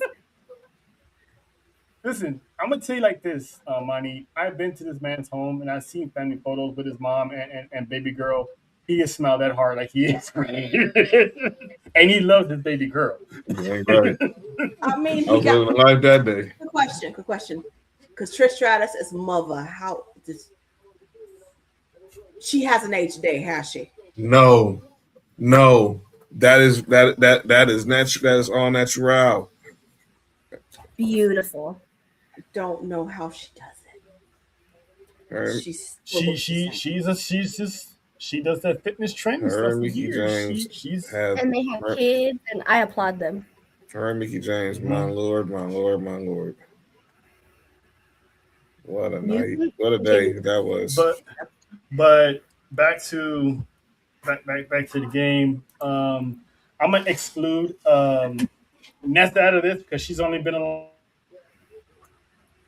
for, I would say, the end of one era, but Ruthless Aggression was basically her growing up party right there. So, Monty, which era in your mind? There's no wrong answer, but which era was your favorite that you had the most fondest memory to? I have to say the Attitude Era. Mm. Honestly, first of all, let me just say this right now: Brian Pillman with a 9mm and Stone Cold Steve Austin. Mm. It stands in my mind. It's forever in my mind because when it happened, I started singing "Janie's Got a Gun," but changed the lyrics to "Brian's Got a Gun." You know, Attitude Era. I can see little Monty singing that song. It stays with me, you know, like it was Stone Cold Steve Austin, it was The Rockin' Austin, it was Kane's alive, he's alive. It was just that it's era to be Kane. It's gotta be Kane. That era to me is just it was fun times, you know. You had to tune in to see what the hell was gonna go on, you know. You had to watch it. So I would say Attitude Era. Yeah, everybody in the chat also let us know which era, depending on how old you are, which era. Actually, it doesn't really matter how old you are because if anything, the last three, everybody can answer that one. So I'm gonna ask nothing anyway because you got the modern era with the Tribal Chief and Dominic Mysterio, you got the PG era with John Cena and the Shield. So and you got the Roots of Aggression with Too Cool and the Hardy Boys. I grew up in the Ruthless Aggression, okay, but I started watching in the Attitude Era when I was itty bitty. So the Attitude Era pretty much what got me started, but also traumatized my ass because of homie right here, fourth one, traumatized me. But my favorite would definitely have to be Ruthless Aggression. One of the greatest. I think that's probably because the only era I kind of stopped watching as like a teenager, and then I obviously started watching again in the modern era. So Ruthless Aggression was like that was me. Yeah, Ruthless Aggression was the only era that could rival the Attitude Era because it still kind of has that. They were still kind of pushing the envelope in the Ruthless Aggression era. They were pretty much kind of blended at the end of the Attitude Era, which is where that's where I started at the end of it, and then they started coming in to Ruthless Aggression. Because the run Kurt Angle was on during that Ruthless Aggression era, the Chris Benoit, the run he was on in the Ruthless Aggression, Eddie Guerrero, John Cena, Brock Lesnar, Randy Orton. So they Stone Cold, but we still got Stone Cold. We still got The Rock. We still had all the Attitude Era men that are shown were still there in the Ruthless Aggression. More towards the twilight of the end of their careers, basically, because Stone Cold was already retired. He was just doing, GM. He was a GM for a while and stuff like that. Oh, Sheriff Austin, excuse me. But we still saw them, is my thing. Like they were still there. Yeah, I never had the chance to see him. I'm still mad about that. He's the only guy I haven't seen yet, Stone Cold. So every time I go to the event, I'm hoping one day for no apparent reason I just hear glass break. I need that. He's the only one left. Everybody from the Attitude Era at one point I've seen during the Ruthless Aggression era. Obviously, I was young enough to go to the Golden Eras, PLEs, and stuff like that because I was watching, but we didn't have the kind of money to do that. I started going to shows during the Ruthless Aggression era with the Anti-Americans, Christian, Edge when they was feuding, Test, La Resistance. They had a deep tag team roster back then. Billy and Chuck. Me,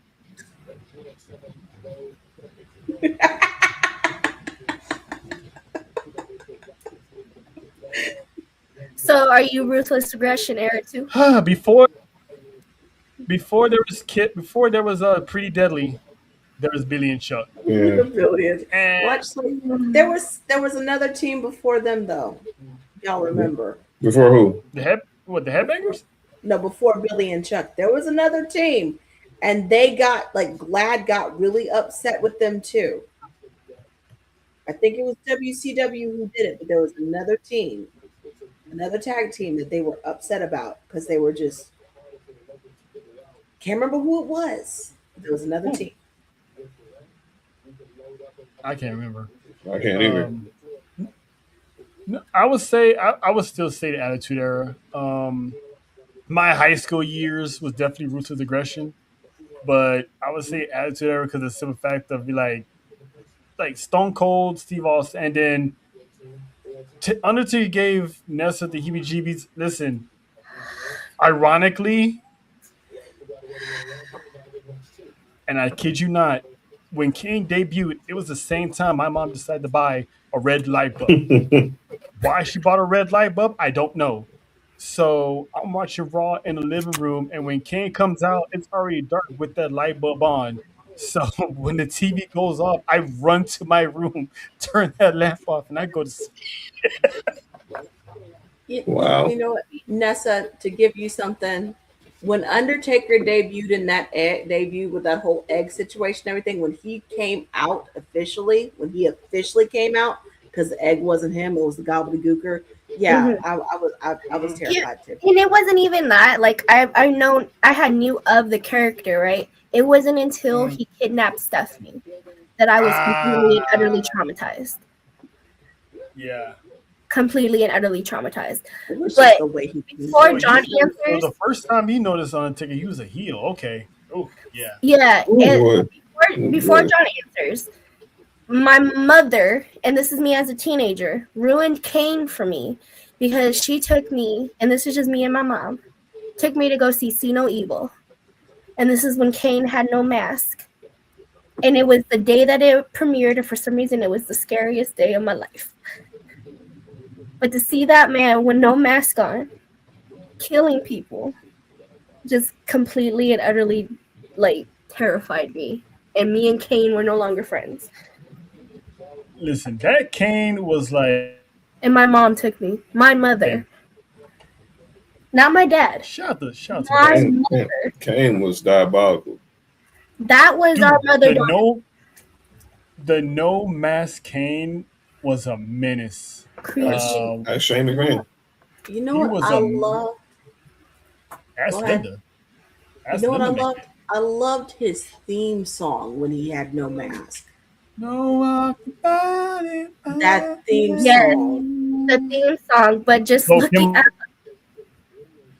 chemical. Yeah, slow chemical. That Sorry, fire burn.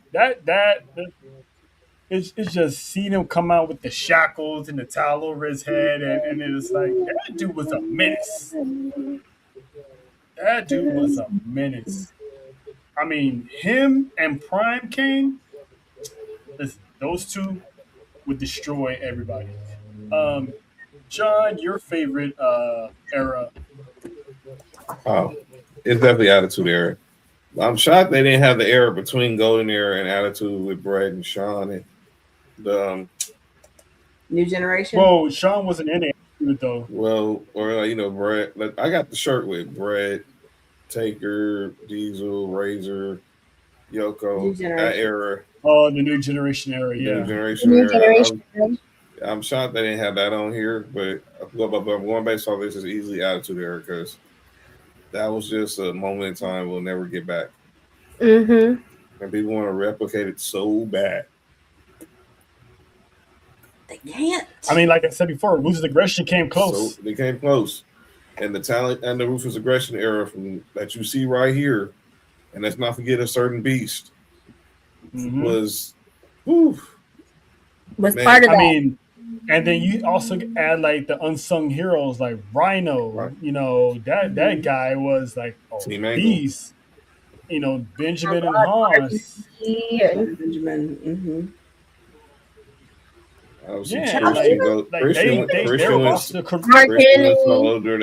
Christian went solo during that time. Chavo, come on now. Super crazy. Their You roster- had the Mexicools. Come on now. Oh man, Mexico. they misused them so bad. Mexico is so crazy. bad. I love If them. Juventud had his stuff together, man, ain't no telling how far he would have went in WWE. We got. Did we get prime time during Ruthless Aggression, or was that PG era? Yes, Prime time? prime time players. That's PG era. Prime time players is definitely PG era. Prime time. Sorry, crime time. Prime time. Prime time. Prime time. They was They was ruthless. More Yeah. like Yeah, I RP want chat, prime RP time. chat, guess where? It was the moment it turned the PG era when they really pushed John Cena as the guy.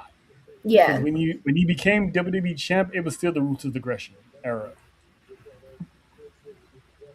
John So, Cena was like the face. once they really, teenager. yeah, when he became the face, that's the PG era. But that Ruthless Aggression roster can actually rival the Attitude Era's roster. true. Mm-hmm. So those two are ever going to be my favorites, but Attitude Era, that's where the heart is. Yes. All right, La Madrina. Okay, so here's mine. It's kind of same, but I have male and female. But the game is fuck, marry, kill. Oh Lord. So Ooh. there's 4 of us. So we'll pair. I want to pair us up. So it'll be me and Monty, and of course John and Trell. Mhm. We get to choose each other's era, and then you have to. Then we'll pick 3 people out of that era, and then you tell me, will you marry or kill? Okay. All right. Okay. All right. All right. Listening. Okay. Ladies first. Ladies Let's first. see how this game goes. Ladies first. Okay, Monty. All right. The era I'm gonna choose for you, and it's easier for us. Would you like me to choose male or female? Obviously, Male. the guy chooses male. So I'm gonna do modern era for you, Okay. and the 3 guys I'm choosing for you is Roman, Seth, Cody. Oh boy.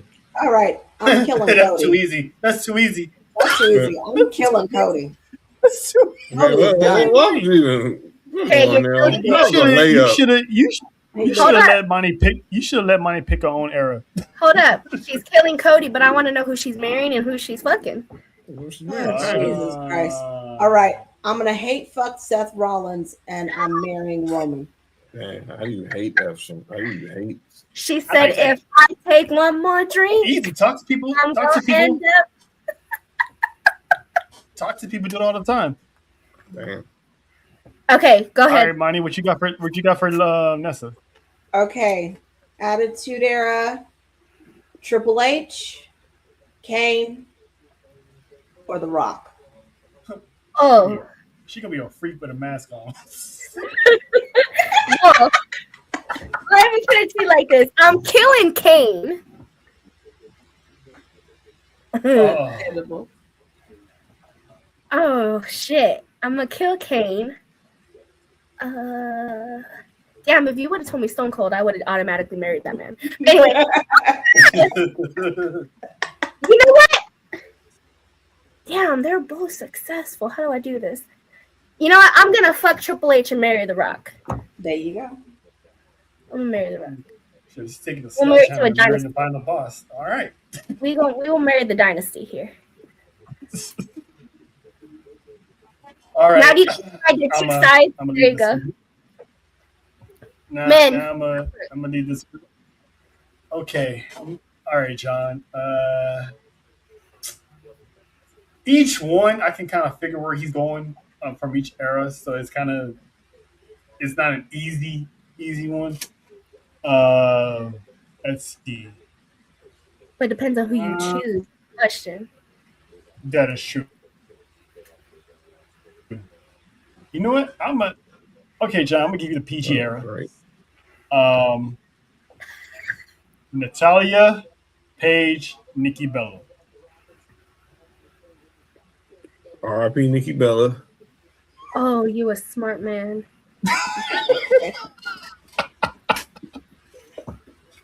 Good choice.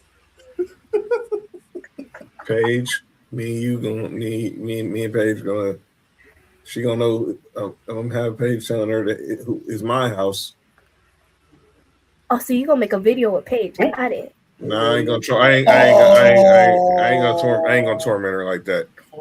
Although her parents said she could. Although her dad said she would be the next Kim Kardashian. She could have been. She could have been the next Kim Kardashian after that tape came out. And Listen, I'm gonna sidetrack real quick. If he didn't say that, she would have committed suicide. So the fact that he made that statement literally saved her life. Amen. Mm-hmm. And then I'm marrying Natty. Come on, yo. You married the dynasty. You see? It ain't right. Look at that. All right, Terrell. Boy.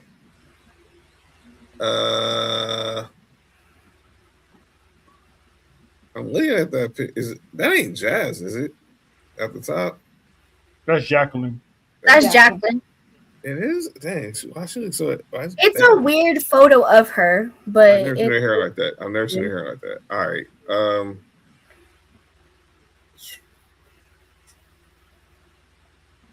Okay. So we're going to go with modern era. Okay. I'm giving you the 3 horsewomen not named Bailey. Oh, so the first 3. You're doing Becky, Charlotte, and Sasha. Mm-hmm. I know what John doing purposely leaving out Bailey. Ooh, okay. All right. I'm definitely, putting Becky 6 feet under. She get up out of here. I'm definitely putting my blueprint in the boss. And I'm also gonna marry the dynasty. Woo! That's y'all just married rich. Y'all just figured I mean, hey. hey, if Monty would have chose Stone Cold, I would have married Stone Cold. Yeah. So yeah. Shout out, Nessa. Shout out to you. Shout out to you. That was. I told Listen, you. even if you told me, I still would have kept a straight face. So I'm like, ooh, this is gonna be good. I told you. That was fun. I enjoyed that. Thank y'all very much. That was good.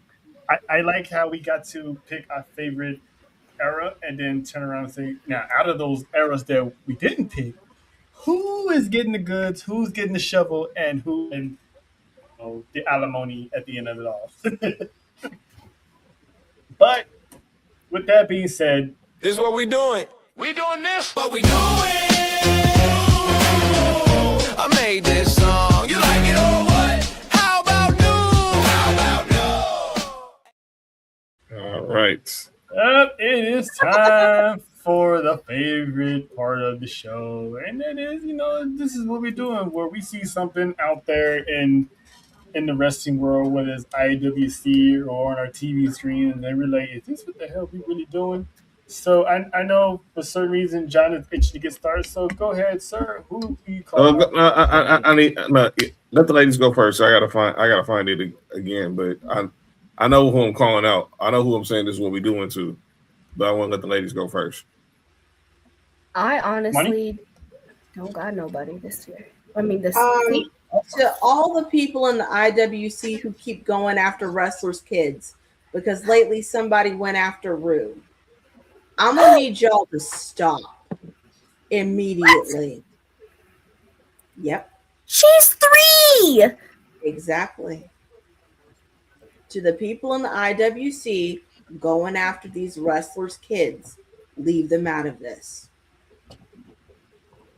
This is what we're doing. You may not like somebody, but you're gonna go after somebody's. People ain't satisfied.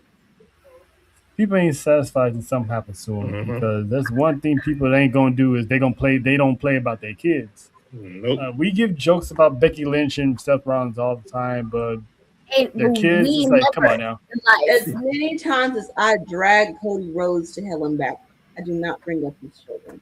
Never. No, because they ain't got nothing to do with this. As a mother, I wouldn't want somebody to bring up my child. The second her name comes out of somebody's mouth, I'm fighting. Amen. All right, I'm ready. I ain't got All no right, money. Okay, so we were in Vegas. Yeah, I don't know if you guys talked since I wasn't on the show last week. I know that y'all talk about the story that broke that while we was in Vegas. So Mania Saturday, we attended. News broke out over social media that a certain reporter was blocked access to WrestleMania. Oh yeah, yeah. We We did not did talk talk about about that last week, but Did go we? ahead. So I didn't get. Yeah, we did because remember when Archie was like, because you're a punk, you're a bitch ass nigga. So this is what we're doing because I didn't get a chance to talk about it last week. For those who don't know who Andres Hell is, he's a writer for ESPN, and he basically tweeted out that he was denied access to credentials, that WWE denied his credentials and blocked his assets for WrestleMania, and neither him or ESPN was told why.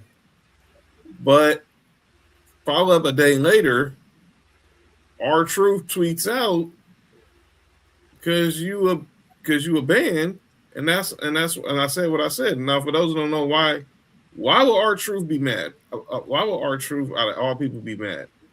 Well, back in 2015, this dude called R-Truth a coon.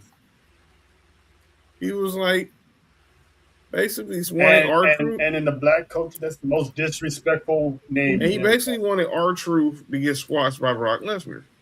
So the quote was simple. The quote was basically, get R-Truth out of here. Lesnar should kill him for cooning.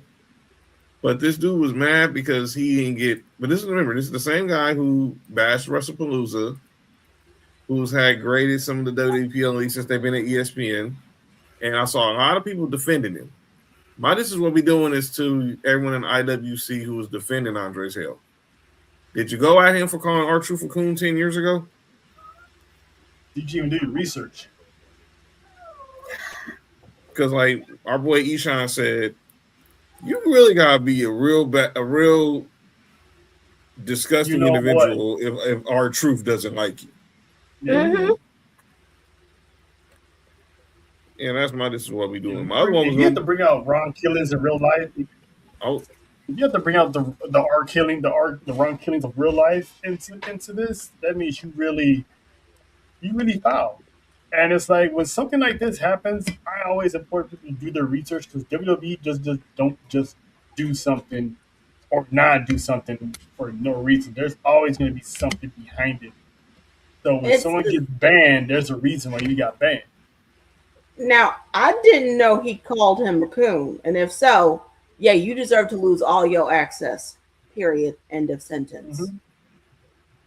They don't. That's one thing WWE don't play about. Despite what IWC may think, they don't play the racism.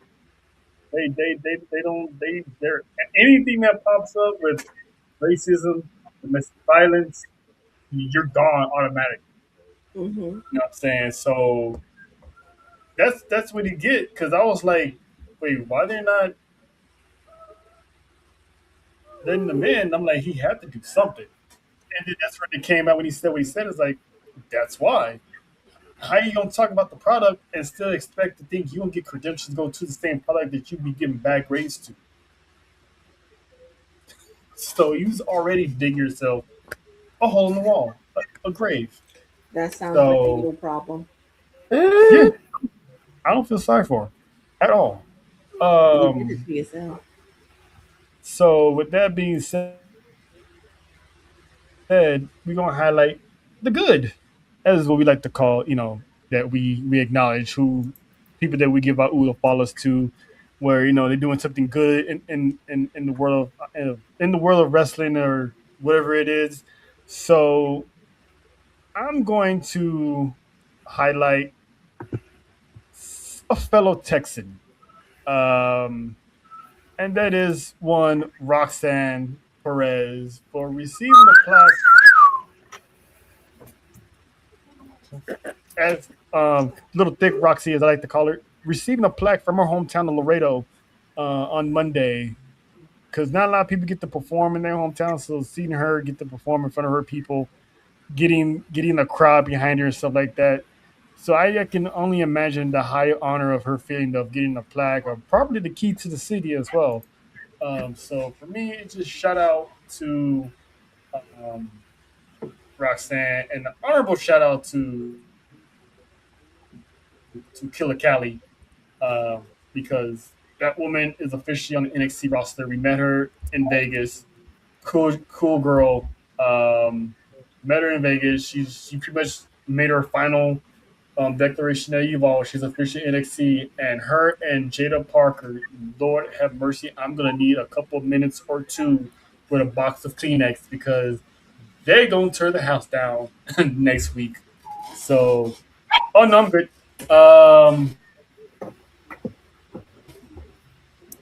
But yeah, shout out. Inglewood's finest right there. That was my call. That was my we acknowledge was Callie Armstrong because we when we got into WWE World Sunday, obviously we was getting ready because we were all ready to go meet Natty, and we was waiting around, and then we was about to ring. Jacob just did Daniel Cormier's podcast, and I looked and I was like, dude, I know that's not Callie Armstrong, just out here, just like it's chilling, like just wandering around, and like. So you talk to some people, and I tell Trey, I was like, oh, that's Kelly Armstrong over here. Dog, let's go. Went over there, we gave her flowers. It was honored to the picture. Her mom took the picture for us, and it was just dope, man. And she's been interacting with our posts, that Trail's post on social media. And like Trail said, she had her last match tonight. Ironically, it was against Tyra May Steele. Go figure. But on Evolve tonight because it was taped weeks ago, and now she's on NXT and she's calling out Jada Parker.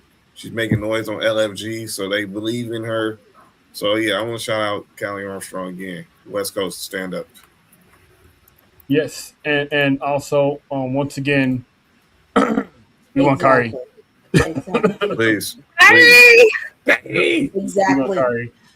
But that's it for the show. Be on the lookout for us on Friday, House of Glory. Me and John, we'll be doing our content, and along with the PG jobbers, and we're gonna try to get there early for Zilla's meet and greet. So he's actually gonna have it there at the event. So we're gonna do our best to get some type of interaction with the main. FaceTime is a thing. Just saying. We're going to try to, and the last time we ran into Lance Anamai, he was just standing there willy-nilly at the exit, so hopefully we can get that. Will be holding gold is the question. Will he be holding some gold is the question. FaceTime is a thing. I'm just saying. At the time, yeah, but when the match is over, probably not. But yeah, and also, again, Face final acknowledgement, Backlash Tampa, Super Collab Watch Along, Fast Forward, the ladies of ATD. It's gonna be a blast. We're gonna see if Jacob Fatu is ready. Oh, we are, JT. We're gonna see for sure if Jacob Fatu is ready for that main event spot, because this is gonna be all hell is gonna break loose in Tampa. So with that being said, Monty, thank you for showing up. And listen, I didn't mean to leave. I would never leave you out. So I know you're a busy author. So anytime you want to procrastinate, just yeah, I know what to do. We are happy to be your distributor. Yeah, we're happy to heal you of your writer's block. I know it's not writer's block. It's just I don't want to do this. Or writers, not or no writers, or just fatigue. Yeah, that's a good word. Writers fatigue. I don't want to do this. That's what it is. I don't want to do this. Let me come over here and let me see what they're doing. So yes, I appreciate y'all very, very much, and thank you for having me. Yeah. No problem, neighbor. So that is the one and only Money Housing. That is the non-housing La Madrina. I am the OTC housing. That is John Housing, and we will see y'all Monday. Tribal War Zone. Look for us on Friday. House of Glory Sports You, no Sports You, because we will be downtown live on assignment. Yes, sir. So we will see y'all Monday. Deuces. It's the legend.